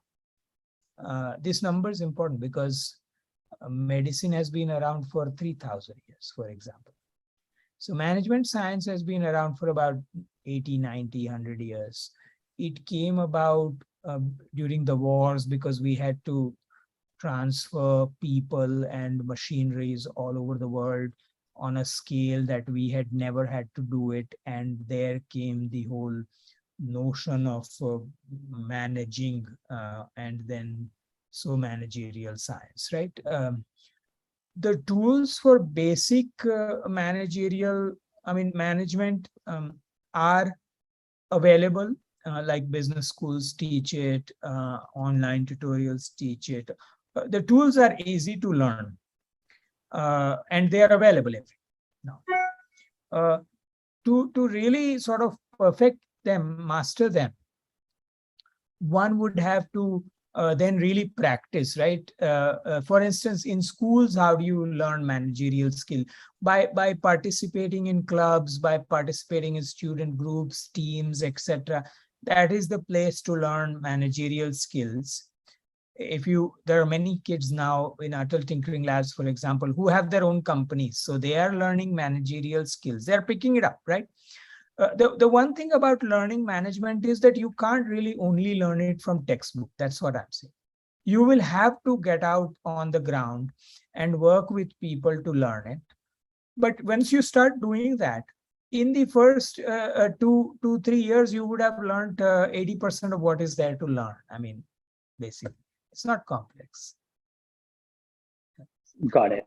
So I think Dr. Chintan, along with being innovative, creating something new, so it is very important and pertinent for a person to improve their managerial skills as well, so that whatever they create, they can move it forward in a very, very perfect manner. So Dr. Chintan, I have a last question to you. It's so is innovation something, because when we talk about innovation to children, so one perspective or thought process is innovation is for entrepreneurs. So I don't want to start something of my own. I just want to work in a company. Then why should I think about innovation? So how do you take, or how do you address that? That thought process. No, that's very important question also. So forget about innovation and entrepreneurship. See, those two are nouns. Innovation and entrepreneurship are nouns. Okay. If you think about being innovative and being entrepreneurial, okay, those are not nouns, they are attributes or adjectives. you'd say, well, this person is very entrepreneurial, or this person is very innovative, right? Now, when you think about the adjective, then I think where you apply these skills is your choice. You don't have to start a company or anything like that. See, around me, for example, see, in any team that you work, you will find that there are some people who are quite innovative. If you give them a problem, they will come up with solutions that are not chewed up solutions or something that you hadn't thought about. They are innovative. They are not trying to create a company, but they have kept the skill of, they've retained their innovativeness, right? Now, entrepreneurial, you see, there are people who are entrepreneurial are everywhere. Like there are teachers who are extremely entrepreneurial. There's a teacher in Atal Tinkering Lab in Jharkhand, who has, we gave them 10 lakh rupees to build a lab. I mean, we give up to 20 lakhs, but let's say 10 lakh rupees so far. He brought 78 lakh rupees. He's a teacher from people. He's an entrepreneurial person, right? There are politicians who are entrepreneurial. There are bureaucrats who are entrepreneurial. You will hear about some district magistrate or collector or something who solved a great problem by bringing people together, right? And really putting an interesting model around it and so on. For instance, when COVID, I won't take much time with this, but when COVID, a lot of people reverse migrated to their places like Bihar and Jharkhand and West Bengal and so on, right? There is a district magistrate in West Champaran, Kundan Kumar. Kundan found out that these people who are returning are not actually laborers. They are actually people who are running factories. So he asked government for money and he set up factories for them there. These people have done a business of 700 crores or something like that by now. So here's an entrepreneurial bureaucrat. He's not a business person. But that being able to solve problems by cobbling together resources and and doing more with less for more, that's being entrepreneurial. There's no harm in learning being innovative and entrepreneurial. Got it. So thank you, Dr. Chintan, for talking a lot about innovation. So I mean innovation. I mean, you also told like innovation is for all, and innovation has no connection with marks or the performance in academics. And he also talked about what is harnessing or what is stopping people from becoming innovative. And he also ended up with saying like, it is super important that everybody to be innovative, irrespective of you are an entrepreneur or a founder. Everybody in every level of society and in every level of profession need to be entrepreneurial. I believe the words should be enlightening the spirit of entrepreneurship in people. So, sir, I would like to I'm requesting you to make a concluding remarks for the session so that we will move forward. Well, thank you very much once again for having me. It's great to meet you all and everybody online. But yeah, this is the new world. You either innovate and be entrepreneurial, or you go by the wayside and let somebody else who is innovative and entrepreneurial to recruit you. That's the world we are in. Choice.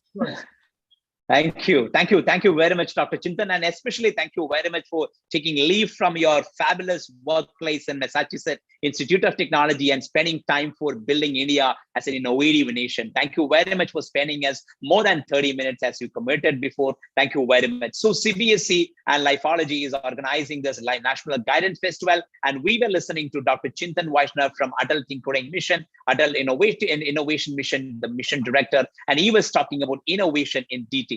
Thank you very much on behalf of CBSE and Lifeology Foundation. Thank you very much, Chintan, for joining us. Thank you so much. Thank you, sir. And Deepa, we move to the next session, right? Definitely, Praveen. So we spoke a lot about skills, and now we are moving on to yet another speaker. Again, Praveen would be introducing the speaker, but I would also like to say that we've got a lot of questions coming in, but we also have a lot of rich speakers coming in as well with a lot of rich information that they're delivering to you. So we may not be able to take all of those questions, obviously, but we'll try our best to accommodate questions towards the end of this session. So let's move on, Praveen. Go ahead. Let's go ahead and launch our next session. Thank you very much, Shiva. So we are moving to the next session. So today we spoke about 21st century skills, 21st century lifestyle, and also we spoke about innovation. And now we have Dr. Ajaya Kumar with us. So I request Dr. Ajaya Kumar to keep your cam on so that we can introduce you to the students. Ajay? Yes. So Dr. Ajay Kumar is with us. Yeah, Ajay, you are audible. And let me give you a short introduction about Dr. Ajay Kumar. So Dr. Ajay Kumar is a person who is wearing multiple hats. So he works as the chief operating officer. I mean, by profession, he's a cost accountant and a manager. So he works as the chief operating officer of a huge company, Emercom in Abu Dhabi. And on top of that, he is a TEDx speaker, a passionate author who authored, 3 books already on different topics about entrepreneurship, about arts, and also about parenting. And I also got an opportunity, or a privilege, rather, I would say privilege, to co-author with Ajay on his latest book, Mindful Parenting. And he is an art curator and he's an entrepreneur by himself, a person who is wearing multiple hats. And I would be having a candid conversation with Ajay. Ajay, we will be joining with 4 more children from the people who were asking multiple questions. We just onboarded them into our panel, and they will also be talking to you. And we will be having a very candid, very open conversation about Ajay, a man who is wearing multiple hats. And we will talk about skills. We will talk about passion. We will talk about innovation. And we'll also talk about how a person can hold this much of, hats along with him. So Ajay, it would be great. I have a first question to you, Ajay. So what makes you this motivated to do multiple things? Yeah, first of all, thank you, Praveen. Thank you, Lifeology and CBSE. I think your introduction created an exceeding expectation impact on the audience. I hope I will be able to deliver accordingly. So coming to your question, I don't want to state this as multitasking. As you said, yeah, I do multiple things. When I do a certain task, I focus completely on that task. I fully focus on that task. Then when I move on to another task, I will not be thinking about the previous one.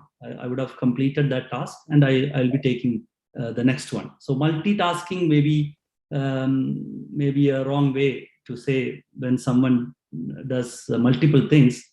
So this is what I wanted to say. When I write something, I focus on writing.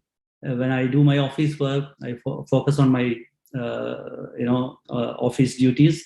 When I am on to cultural activities or organizing cultural events, then that's my passion. So I'll be focusing more on that.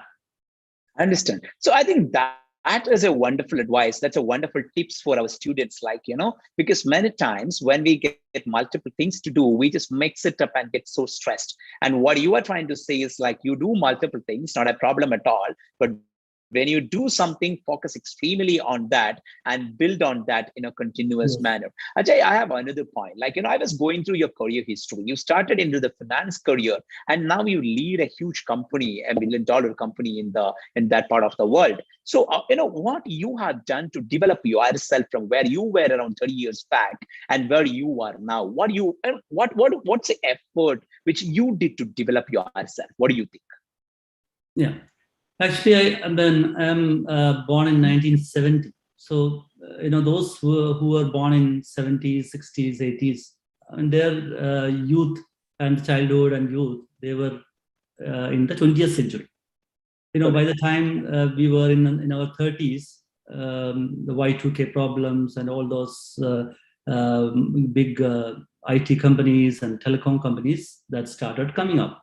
So, we all were, I think we were a confused generation. Many of us who were in the mid age had to quit their jobs. Many of us were confused what to choose, because I did my finance together with my IT. I also did my advanced system management. But at that time, it was a very difficult decision to make, difficult choice to make. I chose finance as a career, but at the same time I had an IT background. That's it. And I think what is more important is not more than the technical knowledge. Someone needs to, someone needs to have a leader, needs to have an inside, deeper understanding of the business. So once you have understanding of your business or understanding of anything what you do, you will not have a problem to succeed. That's one. And coming to my childhood, I'm coming from a village called Perivanam, which has got 1,500 years of history. And the festival in our village is one of the second after Kumbh Mela in number of in historic period. So the organization and the management of events that happened or that used to happen in my village, and I've seen, I saw and I grow seeing all this festive activities happening in the village, and that itself gave me, I think, an insight about leadership and management. So learning, my cultural enthusiasm comes from my childhood, seeing festivals, seeing Kathakali, seeing other traditional art forms. That made me the person I am today. So I think your childhood and what you mold yourself later in life, that creates a person in you. And coming to author, the more you read, I think the more you get a chance to write something. And I always wanted to write books, but my professional, my career and related activities kept me busy all the time. But COVID was a good time for all of us. We were stuck at home. We had many of our travel meetings happened on Zoom and Microsoft Teams. So we got time to do something that we like. So that made me write what I wanted to write. I think I briefed my answer. Wonderful. Yes, Ajay. I think the 3 points I want to pick from both of your answers is together as number one. So you could, so even from childhood, you could focus on you were so conscious about the things around yourself. That means where we are, what is happening around ourselves, what is our culture, and you were trying to imbibe everything around yourself positively influencing you in the way which you were growing. That is one point you were saying. That means it is super important that we have to look around ourselves, embed with the culture, embed with the systems of life, the place we live and all. That's one important point too, which you want to share with people.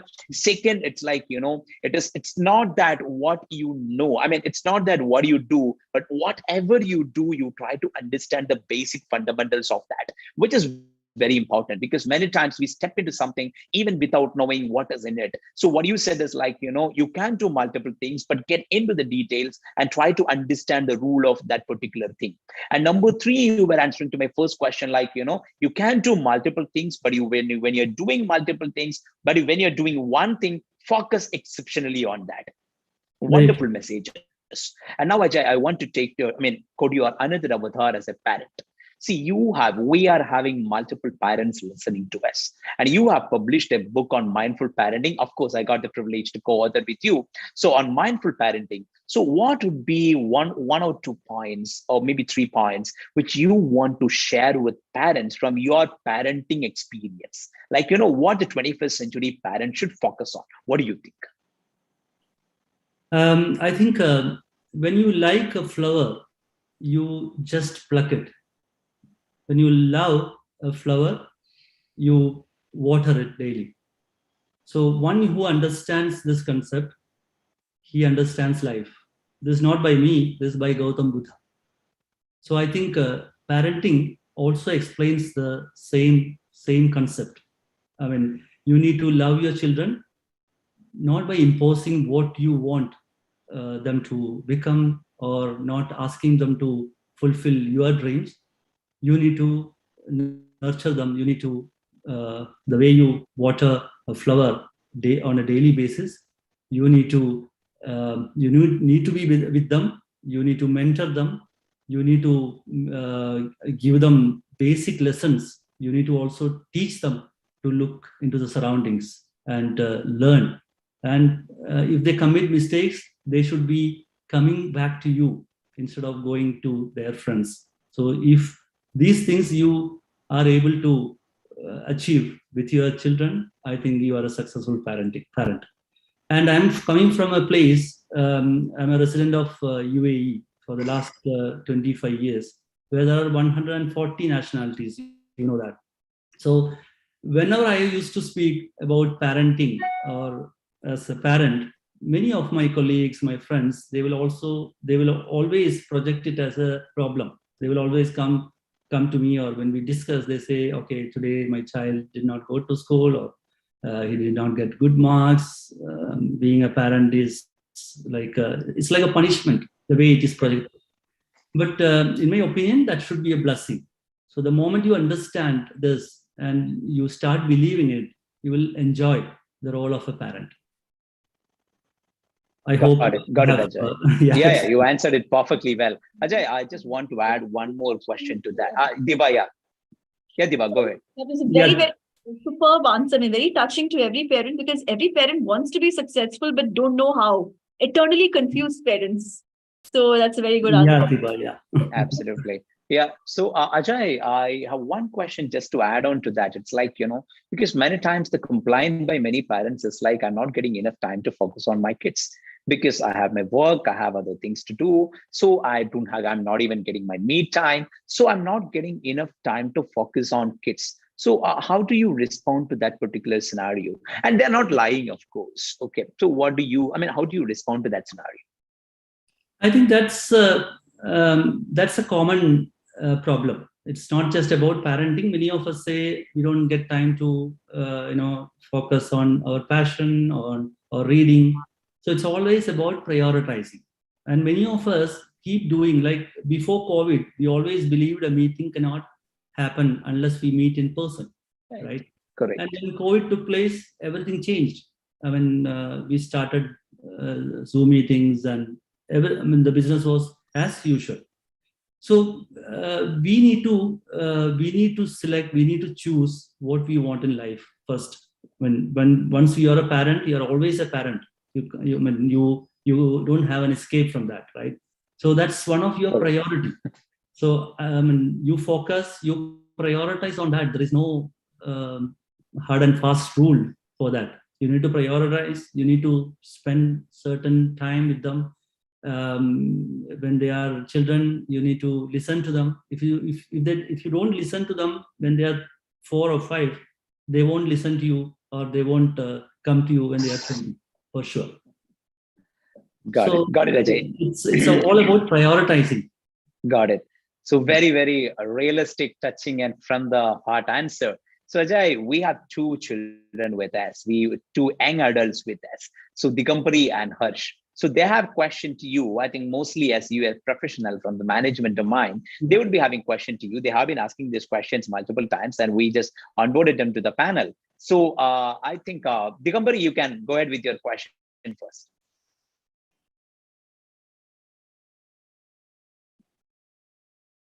Yes, Digambari, you can unmute yourself. Yes. I'm Digambari Kannan from Beaches National Public School in Karnataka. So, sir, you are a professional cost accountant. There are courses for cost accountancy, chartered accountancy, company secretaryship, and such niche ideas. Will these areas be having relevance in future? And is it worth to study for such courses which is having low pass percentage? That's a very, very Repeat common. The last part of your question. Sorry. Digambari? Ajay, Digambari, you can repeat the last part. The last part of your question. Is it worth to study for such a course which is having low pass percentage?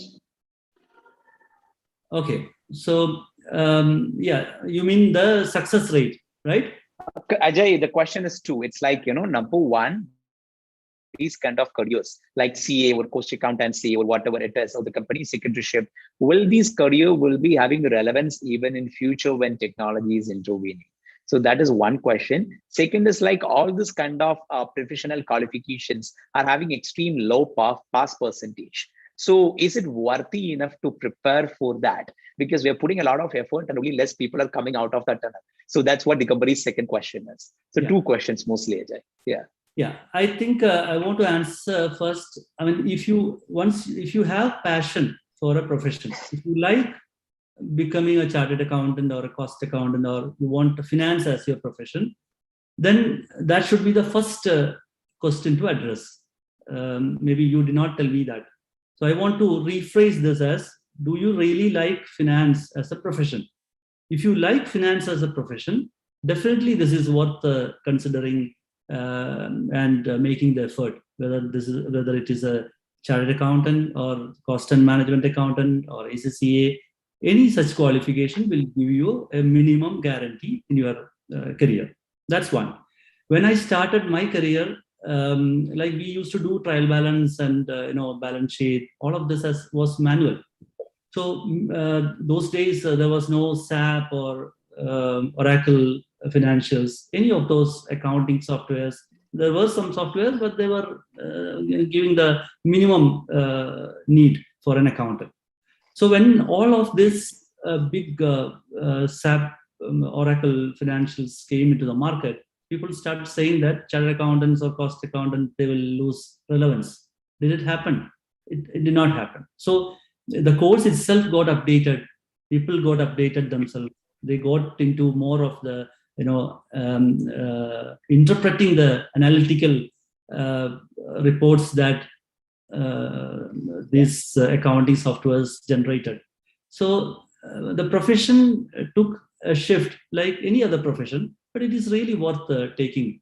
And coming to the pass marks, even those institutes keep very high standards. So passing a CA exam or a ZMA exam or a company secretary exam is not an easy task. I mean, you cannot just mug up things and go and write an exam. So you need to have in-depth understanding of the subject that you choose. So if you don't have interest in finance-related subjects, you should not be considering. It is not about, if you have interest and if you are passionate about it, definitely you will pass. Definitely you have to study. So any profession, I would say, before you choose, you need to ask yourself whether this is what I want to do in my life. Got it. So Ajay, I think both the questions are answered in a very perfect manner. So to sum it up, I believe, so you are trying to say Digambar, I believe you got the answer very well. If you're super passionate, worth it to give it a try. Second, never going to be obsolete, but you may have to change in future. Depends on the technology is changing. You may have to change your role as a chartered accountant or a cost accountant or as a company secretary. So wonderful answers, Ajay. I think this answers the question on almost every career fields, because almost every career fields, this particular answer can be extrapolated. So we have Harsh Raj with us. And Digambar, wonderful question. Thank you very much for that. Great question. Harsh, over to you. So, hello, sir. I am Harsh Raj, a 12th grade student from GA Inter School, Hajipur, Bihar, India. So, as we are more exposed towards the startup and entrepreneurship world, so I have some question that can you give insights of the growth and changes happening in the management sector, and how can a student molded to be a better manager, and how can he impart managerial skill set and motivates himself to lead team better? I think, Ajay, I will just add one more point to that. It's like, so we are having students joining from around the world, from the Indian schools. So mostly from 8th grade to 12th grade. Their parents are also in. Okay. And we spoke about different careers. We spoke about entrepreneurship. We spoke about innovation and all. So if I just take Harsh Raj's question and just add on top of that a point, it's like, for a student who is in 8, 9, 10, 11, 12 kind of grades. So how exactly, even from that younger age, they can develop themselves as global managers in future? So what do you think, Ajay, on that? Okay. I think management or a manager or a leader, that starts from home. That can happen in your school, your surroundings, with your teammates.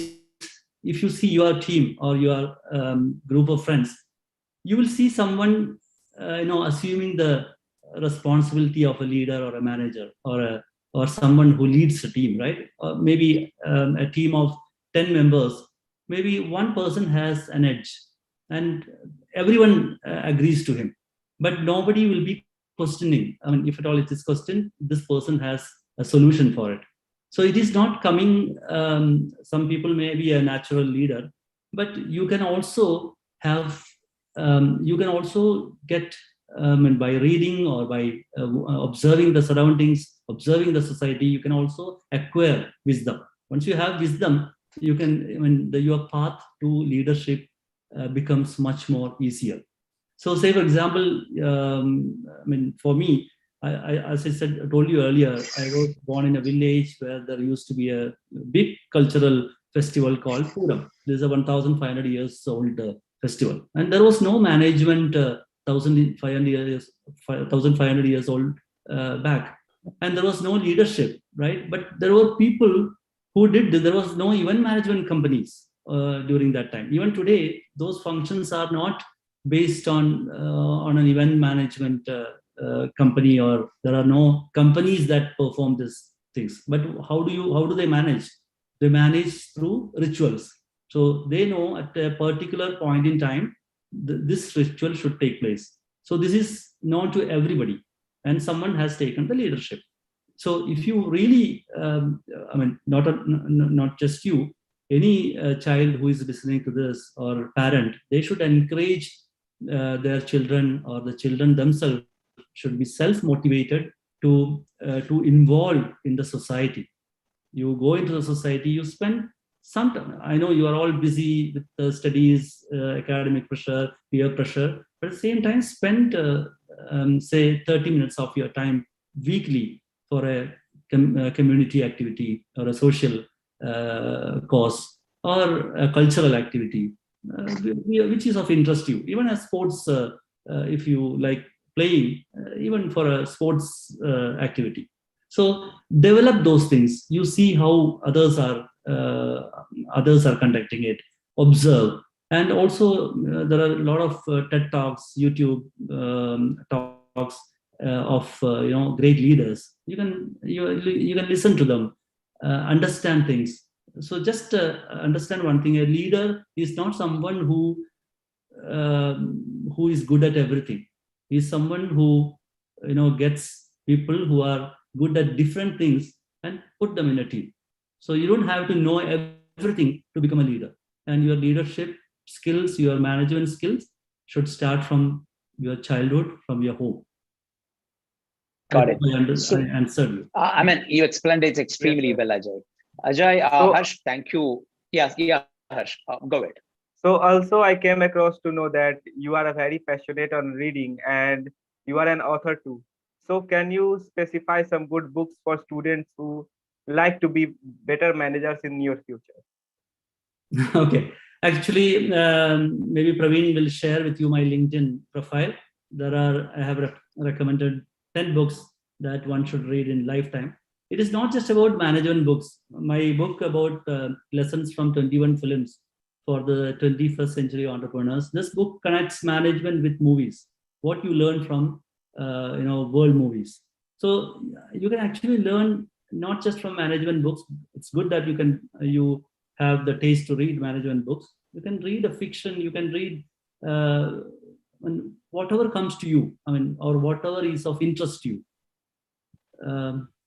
Yeah. Really interesting. Yeah. Thank you so much. So Harsh, I thought that answered your question and he answered it so interestingly. It's not a lot of people say you should read Peter Drucker and you should read that, but then here Dr. Ajay Kumar says go ahead and watch movies. Go ahead, read fiction. It's about what you absorb from it and how you look at it. And that's such an interesting perspective. Thank you so much. Thank you, Harsh, for the question. And I really hope you turn out to be a really effective entrepreneur. All right. Thank you so much. All right. So those were our two panelists. Praveen, go ahead. Yes. Yeah. So, Deepa, I have been seeing one question coming up in the chat very, very repeatedly. It's like, Ajay, that question was there even during Chintan was speaking. So, Ajay, I want to take that question to you. How exactly? Because I think the sum and substance of the question is this, okay? So we all want to grow, we all want to develop, we all want to develop our 21st century skills, emotional intelligence, we want to plan our future, career, everything, but always we procrastinate. We don't want to do this today. We want to start from tomorrow. So the question is like, how exactly we can avoid or we can overcome procrastination. So any tips? I'm not expecting a very technical tip, but what you do in your life to avoid procrastination? I mean, to do something today. What do you think, Ajay, on that? Yeah, I mean, I think like everyone, if you want to do something today, don't wait, just start. Start something today. If you want to do something today, if you want to read something, get the book. I mean, today everything is on the tip. You can get on internet all information. I mean, everything you can get whenever you want. Even you want to order something, you can go to Amazon and order, right? So you have all the tools that can help you, and all these tools can also destroy you if you go to going to your laptop and spending time on Facebook and Insta. That's not going to take you anywhere. But at the same time, if you read a book or go to some motivational speech or some learning lessons, I mean, the same internet can give you knowledge. So it's all about using, and it's all about how you prioritize. It's all about consistency.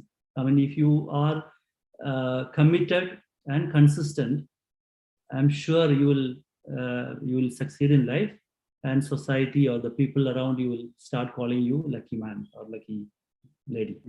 That's it. Got it. Thank you very much, Ajay. I think for the last around 30 minutes, you spoke a lot about so your personal journey, your career journey, how could you develop yourself, and the importance of looking around yourself, the importance of getting embedded with the culture which you live, getting embedded with the society you live, and how important it is to learn from other areas, like from movies, from books and all, and also about the art of multitasking is not only about doing a lot of things together, but to focus on one thing when you do that and then change your focus to the next thing. And also you were talking about when the world is moving on, the technology will come in, the careers will get changed. But we need to, once we change ourselves or we change our roles, we will still continue to be relevant in this world.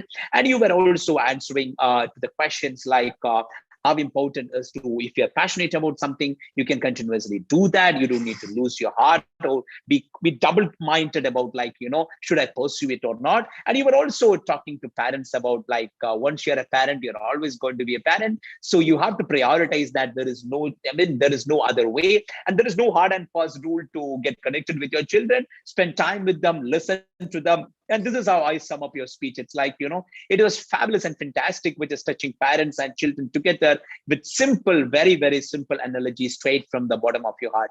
Ajay, I want to listen to your concluding remarks very quickly. And I understand there is one question which is quickly coming up. It's about which business can start during the younger age and how to prepare for chartered accountancy continuously. I will take that question. But Ajay, before that, your concluding remarks, please. Yeah, I would like to say a simple thing. I mean, never blame anyone. I think that's something that all of us, we all blame, but we should never blame anyone in life. Actually, you have something to learn from each and every person. Good people can bring you happiness. Bad people can bring you experience. I mean, worse people in your life can give you lessons, and the best ones can give you good memories. So never blame anyone in life, or never blame your parents, never blame your teachers. I mean, if there is a mistake, assume that mistake. And that's, I think it's a start of a good life. Thank you.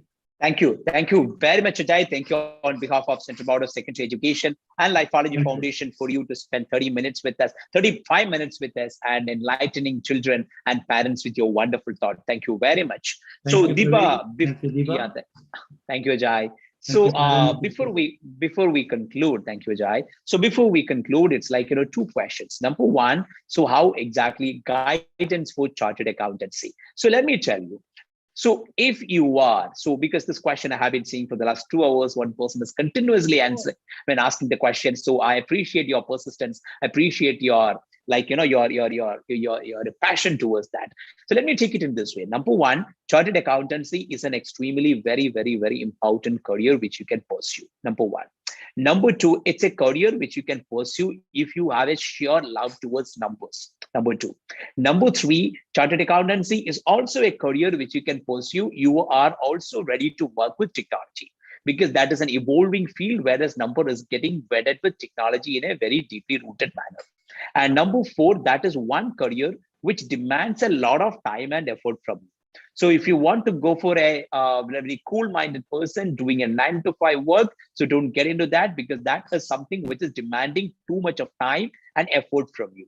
And number five, when exactly you should start preparing, as Digambari asked before. So chartered accountancy is one which many people try to get and very less people come out of the pipe.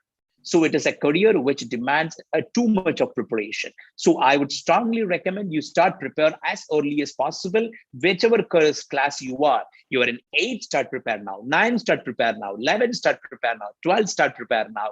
Because it is not there is no early age to prepare. So in whichever grade you are, start prepared for preparation from now itself. And number 6, how to prepare. So you can go to the chartered accountancy, the CA institutes, or you get attached to any other institute in your locality, which is helping you to guiding you to prepare for chartered accountancy and understand about the nuances of accounting, understand about the nuances of numbers, understand about the nuances of how exactly the thing is going on, and go through multiple question papers, repeated things, and try to prepare yourself for that. And this is one career which you can pursue even immediately after you are 10+2. That means not necessary that you should complete your undergraduation. So once you complete your 10+2, you can start attempting for this examination. Keep in mind, this is not a course. This is a professional qualification you should achieve. So after your 10+2, either you can choose to do an undergraduation in commerce or mathematics or statistics, whichever field you want to get into. That course may be a full-time course or a part-time course. Even if you're taking a part-time parallel education, you can invest your full time into preparing for chartered accountancy and give an exam. There are 2 levels of that, and once you get into that, you will get into those details as well. But you need to invest full time for that. So ideally, you can do a part-time undergraduation degree course, and full time you can invest for chartered accountancy preparation. And one more thing, the 7th point I want to add is get attached to yourself with a company even today itself. It may be your dad's company, mom's company, dad or mom's friend's company, or your friend's mom's or dad's company, or however small or big. So get attached to a company today itself, do voluntary activities, which Ajay was mentioning very well. There is no easy way to, or textbook way to, prepare for management. It is something like do it. Similar like that, do accounting for companies, at least, even if you're not getting an opportunity for that, do accounting in a professional way for your house. So do you have a home accounting system? Do you have a domestic accounting system for your house? So start doing it and learn from YouTube and free videos as well. That is how you have to prepare yourself. Immediately after you are 12, start preparing for giving exams. And I'm pretty sure if you are putting hard effort, hard work, you will surely go through that. That's my point on chartered accountancy. So the second point asked is about which is the good business to start. So I would say there is no good or bad business to start. So it totally depends on where do you live, number 1. So what are your skills? Number 3, so what is your interest? And try to identify the problem around the places. It may be a local problem, it may be a global problem, but try to identify the problem around yourself and then try to develop a solution for that. But when you're developing a solution for that, ensure these 3 things are there. Number 1, the problem you are identifying to solve should be worthy to be solved. How exactly it is worthy to be solved? Once you solve the problem, that should be benefiting for millions of people. So then it's a problem which is worthy to be sold. So identify a problem which is worthy to be sold. Number one, that's the first point. The second point, if you want to start a business, ensure that the starting a business is too much demanding. So ensure that you are ready to stretch your days and ready to spend time, mind, soul, and heart on that. That is number two. And number three, ensure that you are ready to fail also. Because small or large, not necessary that your business should be super successful very quickly. So don't get disappointed even if you fail. The grit is one quality which you should possess when you are doing a business. And what is grit? Grit is something which is a quality inside yourself to do something again and again and again, even if you are failing. So if you're identifying a problem, ready to jump into that, however small or big the business you're going to build, ensure that you are ready to stick on to that, even if you're continuously failing for 10 years. So then you can think that you are good to be an entrepreneur. So then venture into that. This is how I want to answer that question. So Ajay, any remarks you want to make on these two questions from your side? Any comments you want to make on this? Yeah, I think about chartered accountancy, you explained it better than me. I don't think I would have explained the same way. So very well explained. And about business, I think again, a good business should have a good idea in place. So first, you should have a good idea, and that's the starting point. And good idea should get converted to a good product. Once you have these two, I think a good business will follow. Got it. Wonderful. Thank you very much, Ajay. And I believe we have taken much of the questions. There is one question which is coming repeatedly: how to prepare for IIT exams. I'm reserving that question for 24th Saturday, because 24th Saturday in the first half, we are going to have an exclusive session on how to prepare for technology careers, and we will take that question there. Stay tuned. So stay tuned with us, because tomorrow we are going to have an exceptional session on mindset. We will be having 4 speakers. We will be having the Asia Pacific head of Intel. We will be having the group, the chairman and CEO of the Times Group, which owns Times of India, Times Now, Economic Times, Mirror Now. So all these channels, MD and chairman is going to come. And we will also be having 2 educators discussing with ourselves about the future mindset. So tomorrow, if we discussed about innovation, 21st century skills, entrepreneurship and management skills today, tomorrow we will be discussing about, mindset. And on Friday, we are going to be discussing about scholarships, how you can prepare yourself for scholarship, and how to prepare a world-class portfolio by putting all the information you could receive across all the sessions. So stay tuned with us. And Saturday is going to be an exclusive. We will be having exclusive sessions on almost every careers. So go to lifeology.com/NGF, LIFOLOGY, lifeology.com/NGF, N for national, G for guidance, F for festival. And you will get the calendar there. You will get the schedule there, and stay tuned and attend our sessions. Over to you, Deepa. Thank you so much, Praveen, and thank you, Dr. Jay Kumar, once again. So yes, as Praveen rightfully summed up, I was just about to say that tomorrow we've got big names coming in from Intel, from Times Group, the chairman of Times Group. We've got a much awaited session coming up, which is of course from NASA, Dr. Jennifer Weissman. So let's look forward to that as well. And on Friday, about how to build your own portfolio. So a lot of things coming up, guys. And Praveen, there was one question as to, are we all going to get certificates at the end of the program? I said yes. And there are also questions coming up. Okay, so how is it going to be? Like, if I'm only registered, will I get? If I listen to it for half time and then watch the recorded, will I get? And all of that. Do you want to drop a word on that?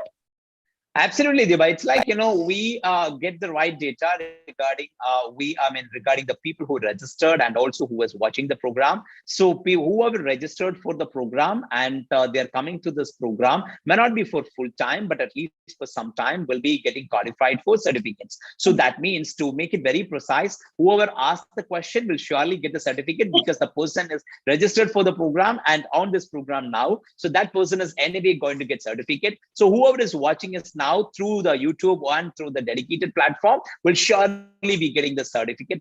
Certificate. That's how I want to take that question. Amazing. I'm sure you're happy. I'm sorry I didn't get your name, but I'm sure you're happy. And all of you guys are happy. And that's what we want. We want all of us to be happy and excited and pepped up for not just for today, not for tomorrow, but for your future, because that's why we're all here, right? So all the best. We're already taking a lot of your time, so not taking any more of your time. Go ahead, relax, have a good night, and come back tomorrow, because we've got big sessions coming up, not just tomorrow, for the next 3 days. All right. So I'll see you tomorrow. Till then, bye. Take care, all of you. Thank you so much. Good night. Thank you.